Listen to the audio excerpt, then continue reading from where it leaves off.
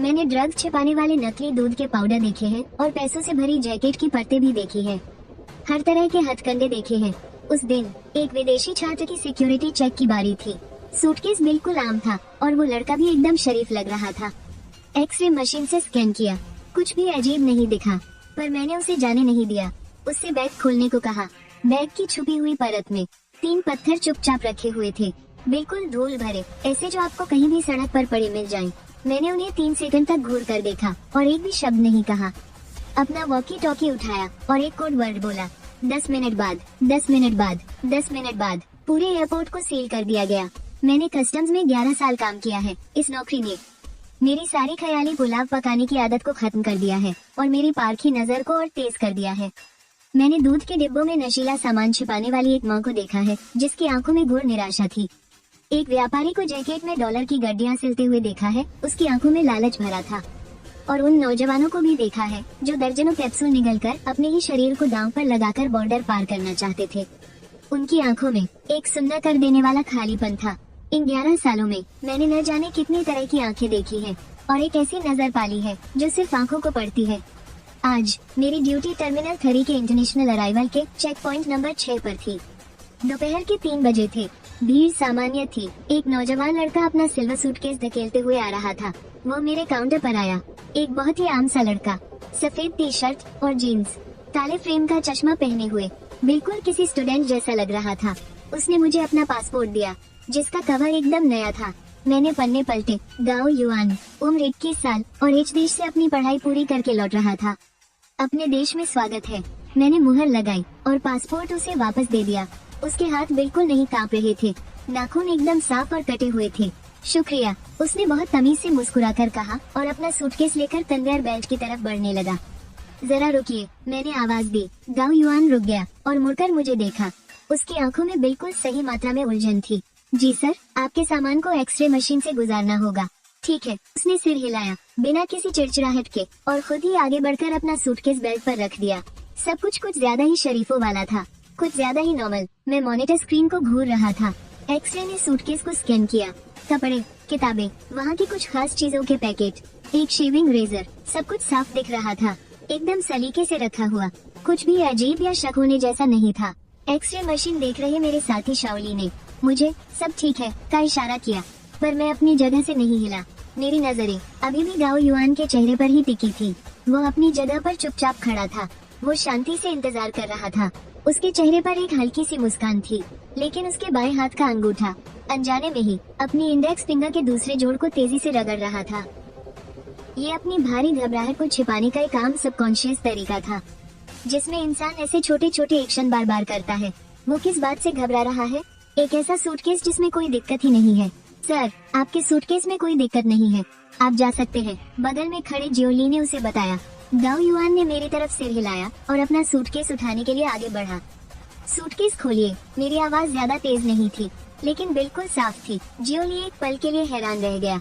Suitcase उठाने के लिए बढ़ा गाओ युआन का हाथ भी हवा में ही रुक गया। उसके चेहरे की मुस्कान एक पल के लिए गायब हो गई, लेकिन जल्दी ही वो फिर से नॉर्मल हो गया। ऑफिसर साहब, अभी तो आपने कहा कि कोई दिक्कत नहीं है। उसकी आवाज अभी भी शांत थी, लेकिन इंडेक्स फिंगर को रगड़ता हुआ उसका बायां हाथ रुक गया था। उसकी नसें तन गई थी। ये एक रूटीन चेकिंग है, कृपया सहयोग करें। मैंने उसकी आंखों में देखा और अपनी बात दोहराई। सूटकेस खोलिए। गाओ युआन और मैंने 3 सेकंड तक एक दूसरे की आंखों में देखा। उसने अपनी नजरें झुका ली और बोला, ठीक है। उसने सूटकेस को चेकिंग टेबल पर रखा और पासवर्ड डाला। सूटकेस खुल गया। अंदर का नजारा बिल्कुल उस आदमी की ही तरह था, साफ और सलीके से रखा हुआ। कपड़े बिल्कुल तरीके से तय किए हुए थे, वैक्यूम बैग में पैक किए गए और किताबों पर कवर चढ़े हुए थे, जिन्हें कोने में सलीके से रखा गया था। मैंने अपने दस्ताने पहने और चेकिंग शुरू कर दी। मैंने एक एक करके चीजें बाहर निकालना शुरू किया। एक एक करके सारी किताबें पलट कर देखी, लेकिन मुझे कुछ नहीं मिला। बगल में खड़े कुछ यात्री पहले ही दबी आवाज में शिकायत करने लगे थे। उन्हें लग रहा था कि मैं राई का पहाड़ बना रहा हूँ और बस उनका समय बर्बाद कर रहा हूँ। जियोली के चेहरे पर भी शर्मिंदगी थी। उसे लग रहा था कि शायद आज मैं कुछ ज्यादा ही शक कर रहा हूँ। यहाँ तक कि गाओ युआन के होठों पर भी एक हल्की सी मुस्कान वापस आ गई थी। वो राहत की मुस्कान थी, लेकिन मैंने किसी की परवाह नहीं की। मैंने सूटकेस का सारा सामान बाहर निकाल दिया और फिर अपनी उंगलियों के पोरों से सूटकेस के निचले हिस्से को धीरे से खटखटाया। ठक, आवाज बहुत भारी थी। मैंने अपना सिर उठाया और गाओ युआन की तरफ देखा। उसके चेहरे की मुस्कान पूरी तरह से गायब हो चुकी थी और उसकी जगह उसका चेहरा एकदम पीला पड़ गया था। इसे खोलिए, मैंने कहा। क्या? सूटकेस का ये छिपा हुआ हिस्सा? गाओ युआन ने घबराहट में अपना थूक निगला। मुझे नहीं पता था कि इस सूटकेस में कोई छिपा हुआ हिस्सा भी है। उसका गला सूखने लगा था। एक बार फिर पूछ रहा हूँ, इसे खोलिए। मैंने चेकिंग टेबल के नीचे से एक मल्टीपर्पज पेचकश निकाला। गाओ युआन मेरे हाथ में उस औजार को घूरता रहा। उसके होंठ कांपने लगे थे। वो अपनी जगह से नहीं हिला। मैंने और कोई बकवास नहीं की और पेचकश के चपटे हिस्से से अंदर की लाइनिंग की दरार में उसे डाला और पेचकश से जोर लगाकर खोला। खटाक! अंदर की लाइनिंग में एक छोटी सी दरार खुल गई। मिट्टी और इंजन ऑयल की एक हल्की सी मिली जुली महक बाहर आने लगी। मैंने पूरी लाइनिंग को खींचकर निकाल दिया। सूटकेस की उस छुपी हुई जगह में स्पंज की एक मोटी सी परत बिछी हुई थी और उस स्पंज के ऊपर 3 एकदम सटीक खांचे बने हुए थे। उन खांचों में चुपचाप 3 पत्थर रखे हुए थे, एकदम दूर से सने हुए। उनके किनारे भी उबड़ खाबड़ थे। देखने में वो बिल्कुल वैसे ही लग रहे थे जैसे किसी भी नदी के किनारे आसानी से मिलने वाले कंकड़ हो। शाओली ने पास आकर उन्हें देखा। उसके चेहरे पर उलझन थी। पत्थर? सिर्फ इसके लिए? आसपास खड़े यात्री भी आपस में खुसर पुसर करने लगे। गाओ युआन मानो पूरी तरह निढाल हो चुका था और वो चेकिंग काउंटर का सहारा लेकर खड़ा था। वो जोर जोर से हौंफ रहा था। उसने उन तीनों पत्थरों की तरफ देखा। उसकी आंखों में खौफ भरा था। मैंने उसकी तरफ कोई ध्यान नहीं दिया। मेरा पूरा ध्यान बस उन तीनों पत्थरों पर ही अटका हुआ था। मैंने उन्हें घूर कर देखा 3 सेकंड तक। फिर मैंने अपना हाथ आगे बढ़ाया और उनमें से एक पत्थर को उठा लिया। हाथ में आते ही वो पत्थर बर्फ की तरह ठंडा लगा। काफी भारी था और उसकी सतह भी खुरदरी थी, यहाँ तक कि उस पर थोड़ी सूखी मिट्टी भी लगी हुई थी।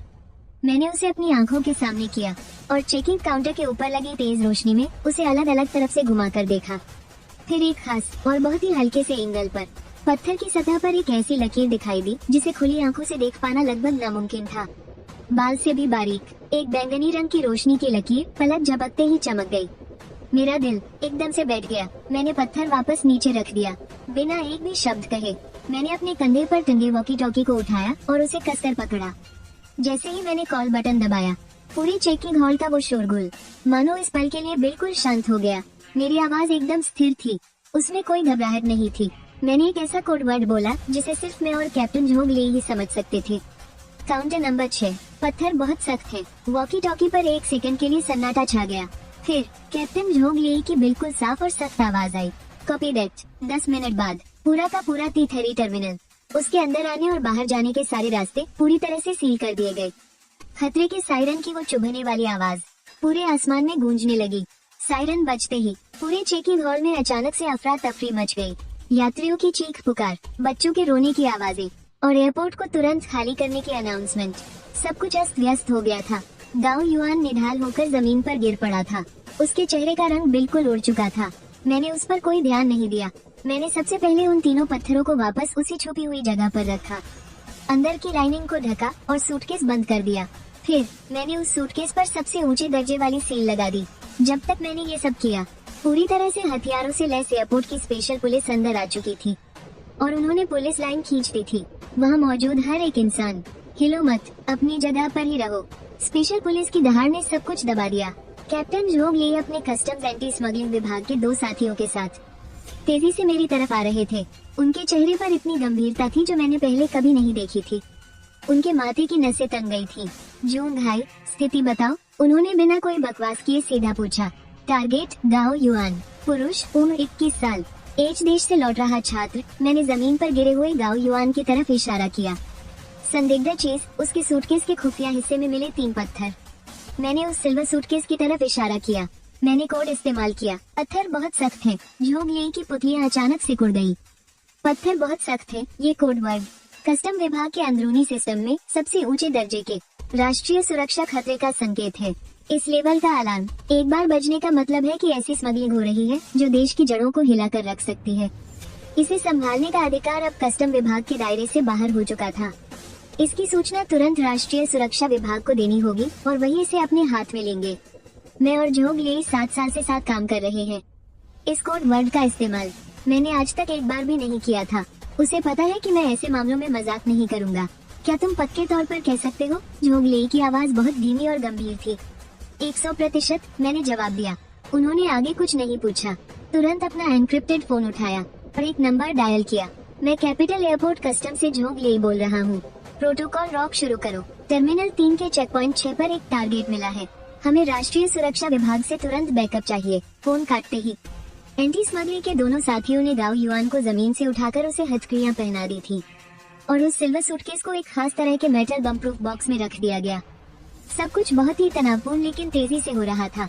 20 मिनट से भी कम समय में 3 काली होम की कारें सीधे एयरपोर्ट के खास रास्ते से होते हुए टारमैक 7 तक आ पहुंची। कारों से काले सूट पहने हुए लोगों का एक समूह बाहर निकला जिनका अंदाज बहुत ही सख्त और खूंखार था। उनके आगे करीब 30 साल की एक औरत चल रही थी। उसके छोटे बाल थे और नजरें चाकू की तरह तेज। उसने कोई आईडी कार्ड नहीं पहना था, लेकिन जैसे ही वो वहां पहुंची, एयरपोर्ट पुलिस के इंचार्ज ने खुद आगे बढ़कर उसे सैल्यूट किया। वो सीधे झोंग ले के सामने जाकर खड़ी हो गई। राष्ट्रीय सुरक्षा विभाग से शाओ वेंजुन, इस मामले की इंचार्ज। उसकी आवाज भी उसकी नजरों की तरह ही ठंडी और सख्त थी। कस्टम से झोंग ले, मुजरिम और सबूत कहाँ है? शाओ वेंजुन ने पूछा। झोंग ले ने गाओ युआन की तरफ इशारा किया जिसे स्पेशल पुलिस पहले ही बुलेट प्रूफ गाड़ी में बैठा चुकी थी और उस मेटल बॉक्स की तरफ जो अलग से सुरक्षित रखा गया था। इसे सबसे पहले किसने पकड़ा? शाओ वेंजुन की नजरें हम सब पर पड़ी। मैंने पकड़ा है, मैं आगे आया। शाओ वेंजुन की नजरें कुछ सेकंड के लिए मुझ पर ठहर गई। ऐसा लग रहा था जैसे वो मुझे एक्सरे से स्कैन कर रही हो। मुझे पूरी बात बताओ। गाओ युआन के मेरे काउंटर तक आने से लेकर पत्थरों के मिलने तक का पूरा वाकया मैंने संक्षेप में उसे बता दिया। इसमें उसके चेहरे के हाव भाव को लेकर मेरा शक भी शामिल था और सूटकेस की मेरी चेकिंग भी। तुमने खुफिया हिस्सा खोला और तुम्हें पत्थर मिले। शाओ वेंजुन ने मेरी बात काट दी। और फिर तुमने सीधे राष्ट्रीय सुरक्षा खतरे की रिपोर्ट कर दी? हाँ, लेकिन तुमने किस आधार पर तय किया कि वो 3 मामूली पत्थर राष्ट्रीय सुरक्षा के लिए खतरा है? मेरा इंट्यूशन, मैंने कहा। इंट्यूशन? शाओ वेंजुन के चेहरे पर एक ठंडी सी मुस्कान तैर गई। उसके स्वर में खुला मजाक था। ऑफिसर जून, सच में? क्या तुम्हें पता है कि तुम्हारे इस एक इंट्यूशन की वजह से पूरा कैपिटल एयरपोर्ट ठप पड़ा है? इससे कितना भारी आर्थिक नुकसान होगा? क्या तुम्हें अंदाजा है कि इस वक्त कितनी अंतर्राष्ट्रीय उड़ानों को दूसरे शहरों में उतारा जा रहा है? क्या तुम जानते हो कि अगर ये सिर्फ तुम्हारी गलतफहमी निकली तो तुम्हें इसका क्या अंजाम भुगतना पड़ेगा? उसके सवालों की झड़ी मुझ पर गोलियों की तरह बरस रही थी, लेकिन मैं पीछे नहीं हटा, उसकी आंखों में आंखें डालते हुए। मुझे पता है तुम अपने करियर और अपने भविष्य को अपने इंट्यूशन पर दांव पर लगा रहे हो। मुझे दांव लगाने की जरूरत नहीं है, मैंने एक लफ्ज चबाते हुए कहा, क्योंकि मैंने बैंगनी रोशनी देखी थी। बैंगनी रोशनी? शाओ वेंजुन ने त्योरियां चढ़ाई। तेज रोशनी के एक खास एंगल से देखने पर पत्थरों की सतह पर एक पल के लिए बैंगनी रंग की चमक दिखी थी। वो बहुत ही मामूली सी चमक थी, लेकिन मैंने उसे देखा था। मैं सच कह रहा हूँ, और यही सबसे बड़ा अलर्ट बजाने की मेरी असली वजह थी। 3 साल पहले मेरे उस्ताद, पुराने कस्टम चीफ लिन हाइडोंग, बॉर्डर पर स्मगलिंग रोकने के एक मिशन में शहीद हो गए थे। उस वक्त उन्होंने जो चीज जब्त की थी वो भी आम खनिजों के रूप में छिपाई गई एक नई तरह की स्मगलेट चीज थी। बाद में इंटरनल मीटिंग के दौरान मैंने उस स्मगलेट चीज के बारे में पढ़ा था। उसकी मुख्य सामग्री पर जब एक खास तरह की रोशनी पड़ती है तो उसमें से एक अजीब सी बैंगनी रंग की चमक निकलती है। उस घटना के बाद ही पत्थर बहुत सख्त है, ये कोड वर्ड और इसके पीछे का चट्टान नाम का बैकअप प्लान आधिकारिक तौर पर लागू किया गया था। इस बारीकी को जानने वाले पूरे कस्टम विभाग में 5 से ज्यादा लोग नहीं हैं। कैप्टन झोंग ले उन्हीं में से एक हैं। जैसे ही उन्होंने बैंगनी रोशनी ये 2 लफ्ज सुने, उनके चेहरे का रंग भी उड़ गया। शाओ वेंजुन को जाहिर तौर पर इस अंदरूनी बात का पता नहीं था। उसने एक ठंडी हंसी हंसते हुए कहा, बैंगनी रोशनी? ऑफिसर जून, क्या तुम कुछ ज्यादा ही नॉवेल पढ़ने लगे हो? उसने हाथ से इशारा किया। सबूतों को आइसोलेशन टेस्टिंग रूम में ले जाओ। टेक्निकल टीम से कहो तुरंत इसकी जांच करे और मुजरिम को पूछताछ वाले कमरे में ले जाओ। मैं खुद उससे पूछताछ करूंगी। जी मैडम। उसके आदमियों ने तुरंत काम शुरू कर दिया। कैप्टन जोग, शाओ वेंजुन झोंग ले की तरफ मुड़ी। मुझे आपके कस्टम विभाग का एक पूछताछ कमरा चाहिए और साथ में ये ऑफिसर जून भी। जब तक मैं किसी नतीजे पर नहीं पहुंच जाती वो एयरपोर्ट से बाहर नहीं जा सकता। उसे कभी भी पूछताछ के लिए बुलाया जा सकता है। इतना कहकर वो पलटी और वहाँ से चली गई। जमीन पर उसकी हाई हील्स एक तेज और कड़क आवाज कर रही थी। झोंग ले ने मेरा कंधा थपथपाया। उसकी नजरों में अजीब सी कश्मकश थी। जूंग हाई, तुम? कैप्टन, मैं अपनी इस वर्दी की कसम खाता हूँ। मैंने उसकी बात बीच में ही काट दी। झोंग ले ने गहरी सांस ली और फिर कुछ नहीं कहा। अगले कुछ घंटे किसी लंबी सजा की तरह गुजरे। मुझे एक छोटे से रेस्ट रूम में रखा गया था और दरवाजे पर 2 स्पेशल फोर्स के जवान पहरा दे रहे थे। मैं अपना फोन भी नहीं देख सकता था और न ही बाहर किसी से बात कर सकता था। वक्त का एक एक पल बहुत मुश्किल से कट रहा था। खिड़की के बाहर रात हो चुकी थी, लेकिन टर्मिनल T3 अभी पूरी तरह से सील था। रनवे एकदम सूना पड़ा था। लॉकडाउन, सब कुछ इतना शांत था जैसे कोई भूतों का शहर हो। लॉकडाउन, लॉकडाउन, पूरी तरह लॉकडाउन। मैं सोच सकता था कि बाहर इस वक्त कितना हंगामा मचा होगा, लेकिन मेरा दिल बिल्कुल शांत था। मुझे अपनी आंखों पर पूरा भरोसा था, और उससे भी ज्यादा अपने उस्ताद पर भरोसा था।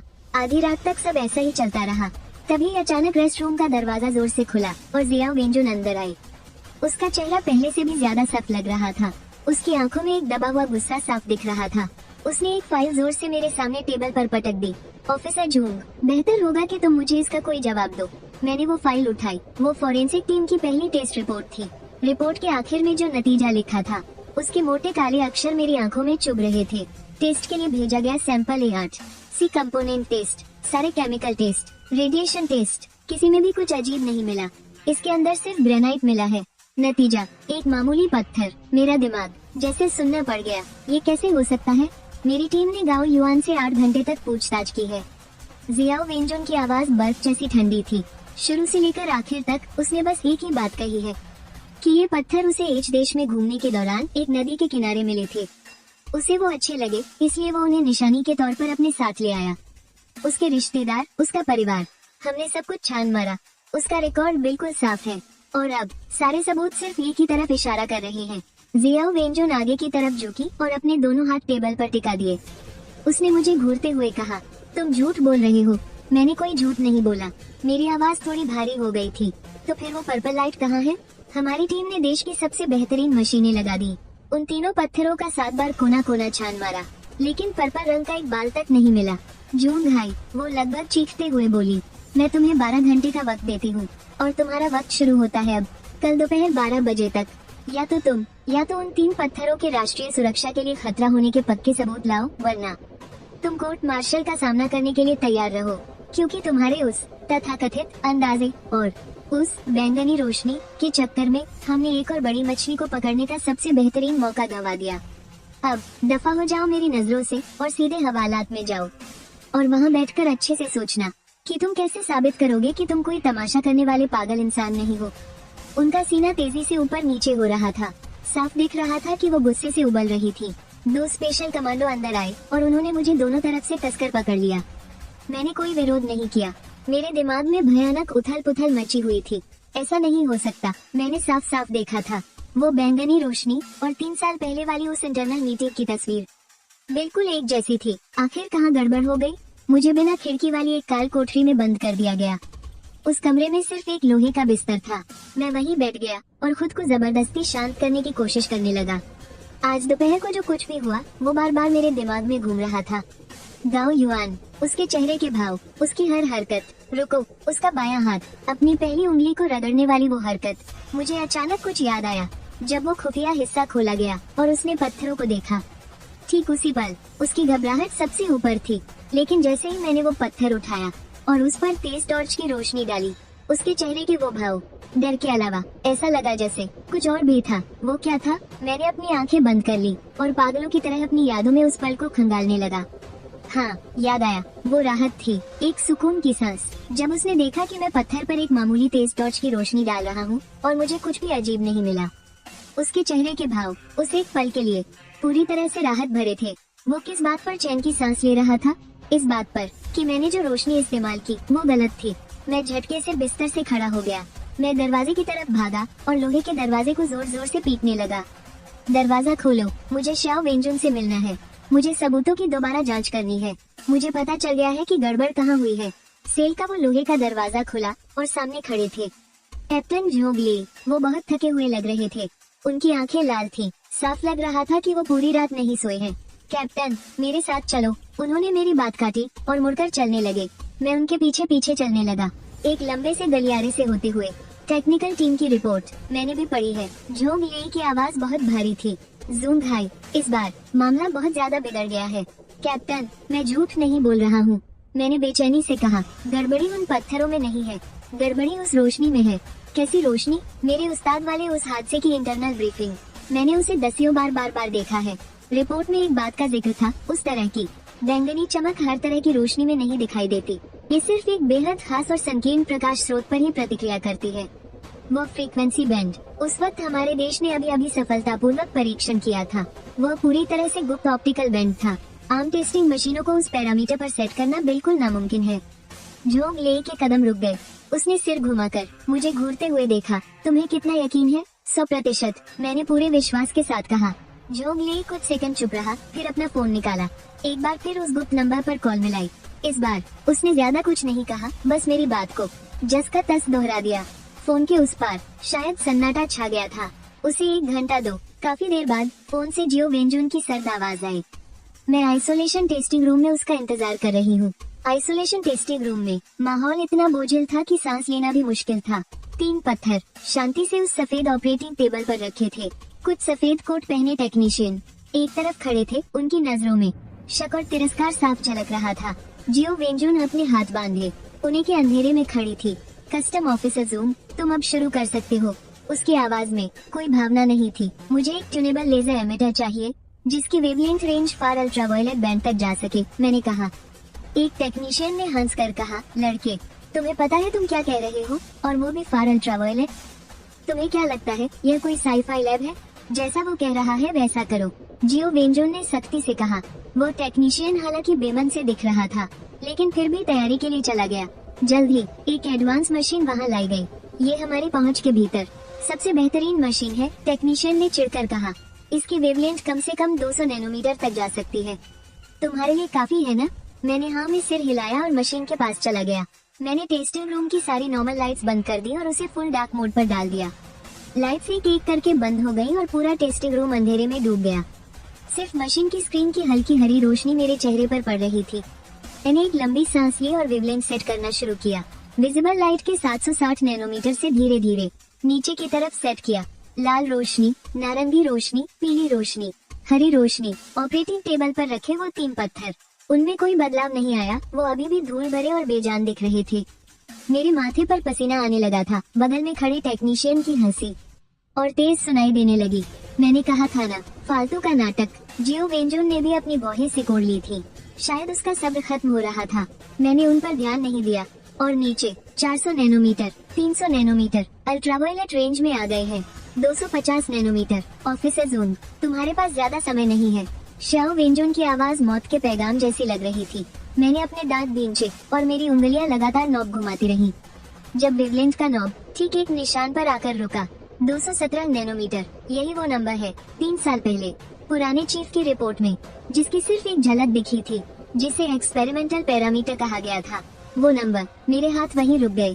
मैंने सिर उठाया और कंसोल की तरफ देखा और फिर एक चमत्कार हुआ। उस खास अल्ट्रावायलेट रोशनी के पड़ते ही वो 3 मामूली से दिखने वाले पत्थर जैसे जिंदा हो उठे। उनके अंदर एक चमक पैदा हुई। अनगिनत पतली पतली उलझी हुई तारों की तरह चमकती बैंगनी रंग की किरणें उन पत्थरों के अंदर धीरे धीरे बहने लगी और मिलकर एक ऐसा पेचीदा थरीदी जाल बना दिया जिसकी कल्पना भी नहीं की जा सकती।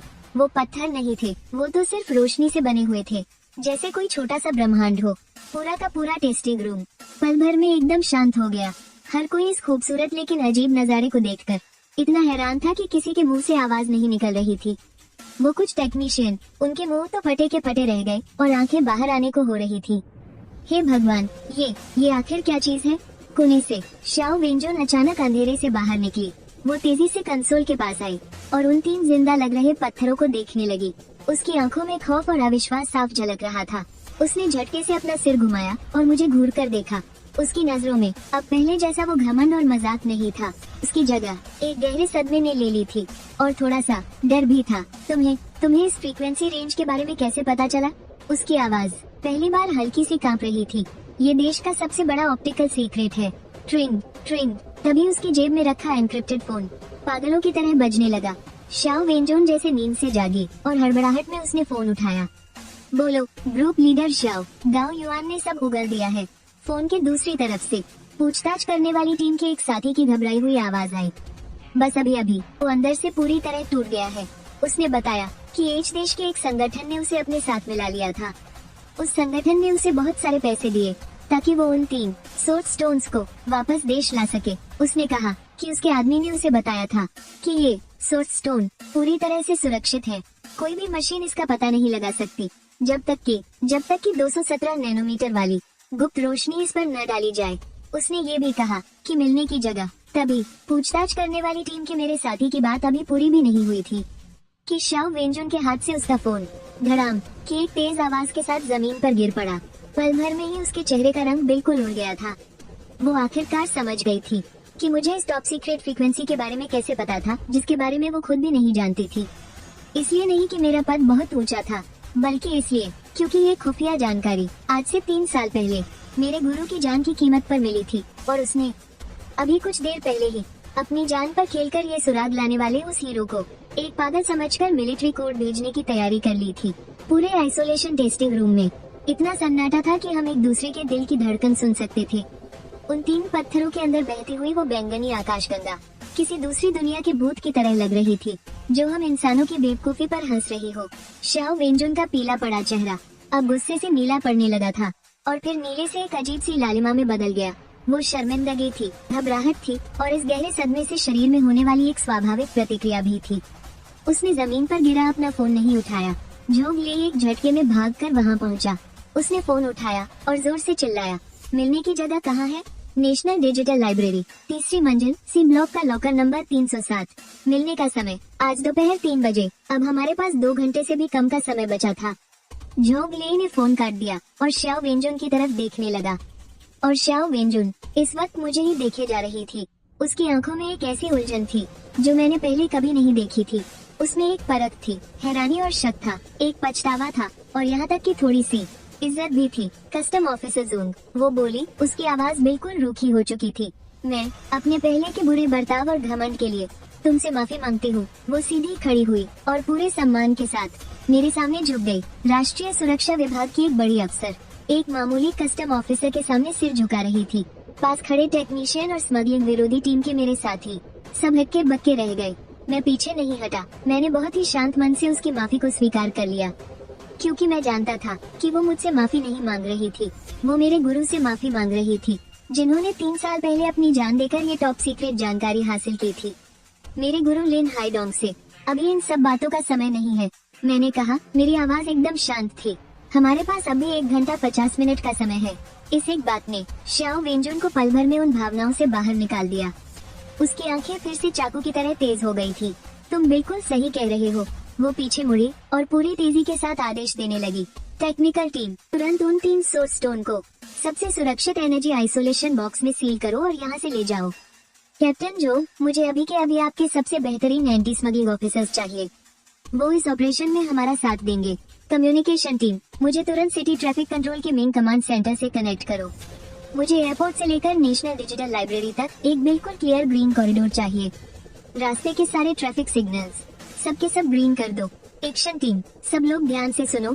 1 मिनट के अंदर सब नीचे इकट्ठा हो जाओ। हमारा टारगेट है national digital library. Yes ma'am, सबने एक साथ जोर से जवाब दिया। उनकी सारी थकावट और शक पल भर में गायब हो गया और उसकी जगह एक जबरदस्त जोश ने ले ली। और तुम, शाओ वेंजुन ने आखिर में मेरी तरफ देखा। कॉमरेड जूंग हाई, राष्ट्रीय सुरक्षा कानून के खास नियमों के तहत मैं नेशनल सिक्योरिटी मिनिस्ट्री के प्रोजेक्ट रॉक की हेड होने के नाते तुम्हें इस स्पेशल टास्क फोर्स का खास सलाहकार नियुक्त करती हूँ। उससे लेकर तुम इस पूरे ऑपरेशन में हमारे साथ रहोगे जब तक कि ये खतरा टल नहीं जाता। तुम्हारी राय मेरे आखिरी फैसले पर सीधा असर डालेगी। कोई सवाल? नहीं, मैंने जवाब दिया। ठीक है, चलो निकलो यहाँ से। 5 मिनट बाद 3 काली होमची गाड़ियों और 2 कस्टम असॉल्ट गाड़ियों का एक खास काफिला अपने सबसे तेज सायरन बजाते हुए एक काले तीर की तरह एयरपोर्ट के वीआईपी रास्ते से तेजी से बाहर निकला। मैं बीच वाली होमची के पीछे बैठा था। मेरी बाईं तरफ शाओ वेंजुन थी और मेरी दाईं तरफ कैप्टन झोंग ले थे। गाड़ी के अंदर का माहौल इतना भारी था कि सांस लेना भी मुश्किल हो रहा था। शाओ वेंजुन के हाथ में एक सिक्योर टैबलेट था जिस पर वो बहुत तेजी से कुछ देख रही थी। गाओ युआन ने सब कुछ उगल दिया है, उसने बिना सिर उठाए कहा। वो तो बस एक मैसेंजर है, पैसों के लिए बिका हुआ एक मामूली सा मुहरा। जिस ऑर्गेनाइजेशन ने उसे हायर किया था उसका कोड नेम है आंख, एक ऐसा नाम जो हमने पहले कभी नहीं सुना। ये एक बेहद खुफिया इंटरनेशनल सिंडिकेट है और उनका मकसद चाहे जो हो जाए किसी भी कीमत पर इन सोर्स स्टोन्स को हमारे देश में स्मगलर करना है। सोर्स स्टोन, झोंग लेई ने धीरे से बड़बड़ाते हुए कहा। आखिर ये भला क्या है? पता नहीं, शाओ वेंजुन ने सिर हिलाया। पहली बार उसके चेहरे पर भी कंफ्यूजन दिख रहा था। नेशनल सिक्योरिटी के डेटाबेस में सोर्स स्टोन का कोई जिक्र ही नहीं है। ऐसा लग रहा है जैसे ये अचानक हवा से टपक पड़े हो। गाओ युआन ने बताया कि आंख के लोगों ने उससे कहा था कि ये पत्थर असल में स्वर्ग से आया ये तोहफा दुनिया की पूरी तस्वीर बदलने की ताकत रखता है। भगवान की गुप्त तस्करी। मैंने खिड़की के बाहर तेजी से पीछे छूटते हुए रास्तों को देखा। मेरे दिल में वो बेचैनी का एहसास और भी गहरा होता जा रहा था। मुझे लग रहा था कि ये बात महज तस्करी से कहीं बढ़कर है, चाहे वो जो भी हो। मैंने गाड़ी की उस खामोशी को तोड़ते हुए कहा, हम इसे किसी भी कीमत पर उस डीलर के हाथ नहीं लगने दे सकते।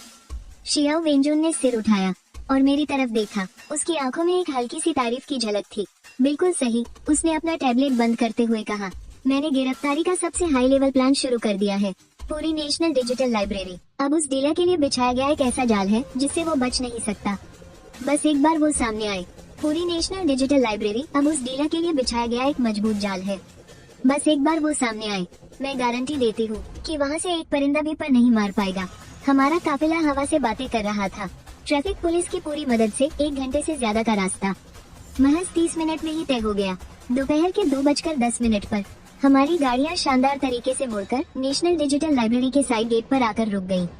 दरवाजे खुले और काले रंग की कॉम्बैट यूनिफॉर्म पहने हथियारों से लैस राष्ट्रीय सुरक्षा के दर्जनों स्पेशल एजेंट्स किसी चीते की तरह बिना कोई आवाज किए गाड़ियों से उतरे और तेजी से अपनी अपनी पोजीशन ले ली। जोंग ये ने भी अपनी एंटी स्मगलिंग टीम के साथ मिलकर सारे एग्जिट गेट सील कर दिए। जून हाई, मेरे साथ चलो, शियाओ वेंजुन ने मुझसे कहा। वो मुझे स्टाफ के एक खुफिया रास्ते से सीधे लाइब्रेरी के सेंट्रल सिक्योरिटी कंट्रोल रूम में ले गई। कंट्रोल रूम के अंदर 10 से ज्यादा टेक्नीशियन पहले से ही पूरी तरह अलर्ट बैठे थे। दीवार पर लगी हुई एक बहुत बड़ी स्क्रीन पर लाइब्रेरी के 100 से ज्यादा सीसीटीवी कैमरों की लाइव फुटेज दिख रही थी। रिपोर्ट, सभी गेट्स को कवर कर लिया गया है। रिपोर्ट, 3rd फ्लोर के सी जोन को खाली करा लिया गया है। कैमरा 3C, सभी आम लोगों को बाहर निकाल दिया गया है। Camera 3C, report, sniper team ने पोजीशन ले ली है। विजन एकदम क्लियर है। हेडफोन के अंदर लगातार अलग अलग टीमों की रिपोर्टिंग सुनाई दे रही थी। शियाओ वेंजुन स्क्रीन के सामने खड़ी थी और उसकी नजरें बर्फ की तरह ठंडी और शांत थी। अब हम इंतजार करेंगे कि मछली जाल में फंसे। उसने अपना सिर घुमाया और मेरी तरफ देखकर बोली, जूंग हाई, अब मुझे तुम्हारी तेज नजरों की जरूरत है। यहाँ मौजूद इतने सारे लोगों में सिर्फ तुम ही हो जिसने उस भूत को देखा है। मुझे तुम्हारी मदद चाहिए ताकि इस भीड़ में छिपे हुए उस भूत को हम बाहर खींच सके। मैंने हामी में सिर हिलाया। मेरी नजरें स्क्रीन पर पूरी तरह गड़ी हुई थी। 3rd फ्लोर की तरफ जाने वाली उस सीढ़ी पर मैं जानता था एक खामोश जंग बस अब शुरू ही होने वाली थी। समय एक एक पल करके बीत रहा था। मुझे पता था कि एक खामोश जंग बस शुरू होने ही वाली है। समय एक एक पल करके बीत रहा था। मॉनिटरिंग रूम में इतनी शांति थी कि सिर्फ मशीनों के चलने की भनभनाहट सुनाई दे रही थी। हर किसी की नसें एकदम खींची हुई कमान की तरह तनी थी। दीवार पर लगी डिजिटल घड़ी के सुर्ख लाल नंबर उल्टी गिनती वाले बम की तरह हर किसी के दिल की धड़कन बढ़ा रहे थे। तय किया गया वक्त आ चुका था, लेकिन सीसीटीवी की स्क्रीन पर तीसरी मंजिल की तरफ जाने वाला रास्ता एकदम सुनसान पड़ा था। वहाँ एक भी परिंदा नहीं था। हमारा टारगेट अभी तक नहीं आया। सभी टीमें अलर्ट रहे, कोई भी ढील नहीं छोड़ेगा। शियाओ वेंजुन ने माइक पर भारी और सख्त आवाज में हुक्म दिया। उसके चेहरे पर कोई भी घबराहट या बेचैनी नहीं दिख रही थी, लेकिन वॉकी टॉकी को कसकर पकड़ने से उसकी उंगलियों के सफेद पड़ चुके पो उसके अंदर चल रही हलचल को साफ बयां कर रहे थे। मैं भी स्क्रीन पर अपनी नजरें गड़ाए हुए था। मेरा दिमाग बहुत तेजी से दौड़ रहा था। वो आदमी किस भेष में हमारे सामने आएगा? क्या वो कोई सूट बूट पहने एजेंट होगा, या फिर कोई बहुत ही साधारण सा दिखने वाला सफाई कर्मचारी, या फिर वो खुद यहाँ आएगा ही नहीं बल्कि किसी अनजान और बेकसूर आम इंसान को मुहरा बनाकर इस काम को अंजाम देगा। मैंने खुद को उस रहस्यमय एजेंट की जगह रखकर सोचा और हर एक मुमकिन तरीके पर दिमाग लगाया। समय लगातार सरकता जा रहा था। 15, 10, अभी भी कोई हलचल नहीं थी। मॉनिटरिंग रूम का माहौल अब धीरे धीरे घुटन भरा और बेचैन होने लगा था। चीफ शियाओ, क्या ऐसा हो सकता है कि वो अब आए ही न? एक नौजवान एनालिस्ट ने खुद को रोक ना पाते हुए दबी आवाज में पूछा। मुंह बंद रखो, शियाओ वेंजुन ने उसे ठंडी और सख्त आवाज में टोक दिया। गाओ युआन की गिरफ्तारी एयरपोर्ट के अंदर ही पूरी कर ली गई थी। ये खबर पक्का किसी भी हाल में बाहर नहीं गई है। उन्हें बिल्कुल अंदाजा नहीं है कि उनका खबरी पकड़ा जा चुका है। वो लोग पक्का आएंगे। एक प्रोफेशनल जासूसों के गिरोह के लिए वक्त का पाबंद होना सबसे बुनियादी बात होती है। जब तक कि उसकी बात अभी पूरी नहीं हुई थी, लेकिन मैं उसका मतलब समझ गया था। जब तक कि उनके लिए वक्त का पाबंद होने का मतलब कुछ और ही ना हो, जो हमारे सोचने के तरीके से एकदम अलग हो। मेरी नजरें सामने लगी बड़ी स्क्रीन पर टिक गई, जहां लाइब्रेरी के ग्राउंड फ्लोर का नजारा दिख रहा था। वहां लोगों का आना जाना लगा था, काफी भीड़ भाड़ थी। कुछ सफेद बालों वाले बुजुर्ग थे। 14 सितंबर 2025, 14:23 और 7 सेकंड। कुछ जोश से भरे नौजवान छात्र थे। 14 सितंबर 2025, 14:23 और 8 सेकंड। लाइब्रेरी के ग्राउंड फ्लोर का नजारा, जहां लोगों का आना जाना लगा था, काफी भीड़ भाड़ थी। कुछ सफेद बालों वाले बुजुर्ग थे। 14 सितंबर 2025, 14:23 और 7 सेकंड। कुछ जोश से भरे नौजवान छात्र थे। 14 सितंबर 2025, 14:23 और 8 सेकंड। कुछ ऐसे माँ बाप थे जो अपने बच्चों को पढ़ाने लाए थे। 14 सितंबर 2025, 14:23 और 9 सेकंड। सब कुछ एकदम नॉर्मल लग रहा था। 14 सितंबर 2025, दोपहर 2:23 11 सेकंड, बिल्कुल रोजमर्रा की जिंदगी जैसा। 14 सितंबर 2025, दोपहर 2:23 12 सेकंड। अगर मैं एजेंट होता तो क्या करता? मैं तय समय पर छुपते छुपाते सीधे तीसरी मंजिल पर तो बिल्कुल नहीं जाता। वो बहुत अजीब लगता। मैं तय समय से पहले ही एक आम पाठक की तरह लाइब्रेरी में घुस जाता, कोई शांत सा कोना ढूंढ कर बैठ जाता, किताब पढ़ता, बिल्कुल पानी की एक बूंद की तरह जो समंदर में मिल जाती है। और फिर जब यकीन हो जाता कि आसपास कोई खतरा नहीं है, तब चुपचाप मिलने वाली जगह पर जाता। यहाँ तक कि हो सकता है कि वो पहले से ही इसी इमारत में मौजूद हो। कैप्टन शाओ, मैंने अचानक से कहा, सारे सीसीटीवी कैमरों की फुटेज को 3 बजने से 10 मिनट पहले पर सेट करो। खास तौर पर उन लोगों की जांच करो जो दोपहर 2:50 से 3 बजे के बीच अकेले लाइब्रेरी में आए हैं। खासकर अकेले आदमी। शाओ वेंजो ने एक पल के लिए चौंकी, लेकिन तुरंत समझ गई। जल्दी, जैसा ये कह रहा है वैसा ही करो। टेक्निकल टीम ने तुरंत काम शुरू कर दिया। बड़ी स्क्रीन पर मौजूद सैकड़ों वीडियो तेजी से पीछे जाने लगे और समय 2:50 पर रुक गया। वीडियो 8 गुना स्पीड से चलने लगा। लाइब्रेरी के दरवाजे से अंदर आते लोगों के साए स्क्रीन पर तेजी से गुजरने लगे। रुको, मैंने एक छोटी स्क्रीन की तरफ इशारा किया। वो एक कोने में लगे मामूली से कैमरे की फुटेज थी, जिसमें चेहरा थोड़ा धुंधला दिख रहा था। वीडियो में एक आदमी एंट्री गेट की सिक्योरिटी चेकिंग से गुजर रहा था। उसकी कद काफी सामान्य थी, उम्र करीब 40 से 50 साल के बीच। उसने एक ग्रे रंग की जैकेट पहनी थी और सुनहरे फ्रेम वाला चश्मा लगाया हुआ था। उसके हाथ में जर्मन भाषा की एक किताब थी। फर्स्ट, उसे देखकर ऐसा लग रहा था जैसे वो रिसर्च करने आया कोई यूनिवर्सिटी का प्रोफेसर या कोई विद्वान हो। इस आदमी के चेहरे को जूम करो। शाओ वेंजुन ने तुरंत आदेश दिया। वीडियो को जूम किया गया और टेक्नोलॉजी की मदद से उसे साफ करने के बाद उस आदमी का चेहरा साफ नजर आने लगा। एक बेहद ही आम सा चेहरा जिसमें कुछ भी खास नहीं था। वीडियो को फिर जूम किया गया और टेक्नोलॉजी से उसे साफ करने के बाद आदमी का चेहरा एकदम साफ हो गया। एक बेहद ही आम सा चेहरा जिसमें कोई भी पहचान वाली बात नहीं थी। ऐसा चेहरा जो अगर भीड़ में गुम हो जाए तो उसे दोबारा ढूंढना नामुमकिन हो। चेक करो, तुरंत इसका फेशियल मैच करो। मुझे इसकी पूरी जानकारी चाहिए। जी कैप्टन। नेशनल सिक्योरिटी का डेटाबेस तेजी से स्कैन होने लगा। कुछ ही सेकंड बाद नतीजे सामने आ गए। रिपोर्ट कैप्टन, डेटा मिल गया। चियान वेंबो, उम्र 52 साल, फाइल नंबर 10, कैपिटल यूनिवर्सिटी के जर्मन डिपार्टमेंट का प्रोफेसर है। पीएचडी के छात्रों का गाइड है। इसका पारिवारिक बैकग्राउंड और समाज में इसकी छवि एकदम साफ है। इसमें शक की कोई गुंजाइश नहीं है। उसके नाम पर नेशनल डिजिटल लाइब्रेरी का पक्का मेंबरशिप कार्ड है। वो हर हफ्ते 2 से 3 बार यहाँ आता है। उसकी रूटीन एकदम सेट है। एक परफेक्ट, एकदम बेदाग पहचान। वो कहाँ है? शाओ वेंजुन ने पूछा। पता चल गया। उसकी आखिरी लोकेशन दूसरी मंजिल का सोशल साइंस रीडिंग एरिया है के रो की बुकशेल्फ के पास। उसकी अभी की लाइव फुटेज मेरे लिए मेन स्क्रीन पर लगाओ। फुटेज बदली। मेन स्क्रीन पर वो चियान वेंबो नाम का प्रोफेसर साफ दिखाई दे रहा था। वो खिड़की के पास वाली एक मेज पर बैठा था, शांति से किताब पढ़ रहा है। खिड़की से आती धूप उस पर पड़ रही है। कितना शांत और कितना सुकून भरा लग रहा है। उसके सामने एक कप गरम गरम चाय भी रखी है। सब कुछ किसी खूबसूरत पेंटिंग जैसा परफेक्ट है, कुछ ज्यादा ही परफेक्ट। इतना परफेक्ट कि कोई दिखावा लगता है। दाल में कुछ काला है, मैंने पूरे यकीन के साथ कहा। वजह? शाओ वेंजुन ने मुझे देखते हुए पूछा। उसके हाथों को देखो, मैंने स्क्रीन की तरफ इशारा किया। सालों से किताबें पढ़ने वाले किसी स्कॉलर की उंगलियां कैसी होनी चाहिए? लगातार पन्ने पलटने की वजह से, तर्जनी और अंगूठे के पोरों पर हमेशा रगड़ लगने से हल्के हल्के चिकने गट्टे पड़ जाते हैं। पर उसके हाथ देखो स्क्रीन पर। चियान वेंबो चाय पीने के लिए कप उठा रहा था। उसकी उंगलियां लंबी और एकदम साफ है। वो एकदम मुलायम और स्किन भी बहुत कोमल है। गट्टों का कोई नामो निशान तक नहीं है। वो किसी स्कॉलर के हाथ नहीं है। वो हाथ लंबे, साफ और मुलायम पोरों वाले, कोमल स्किन वाले हाथ हैं जिन पर गट्टों का कोई निशान नहीं। वो किसी स्कॉलर के हाथ नहीं है।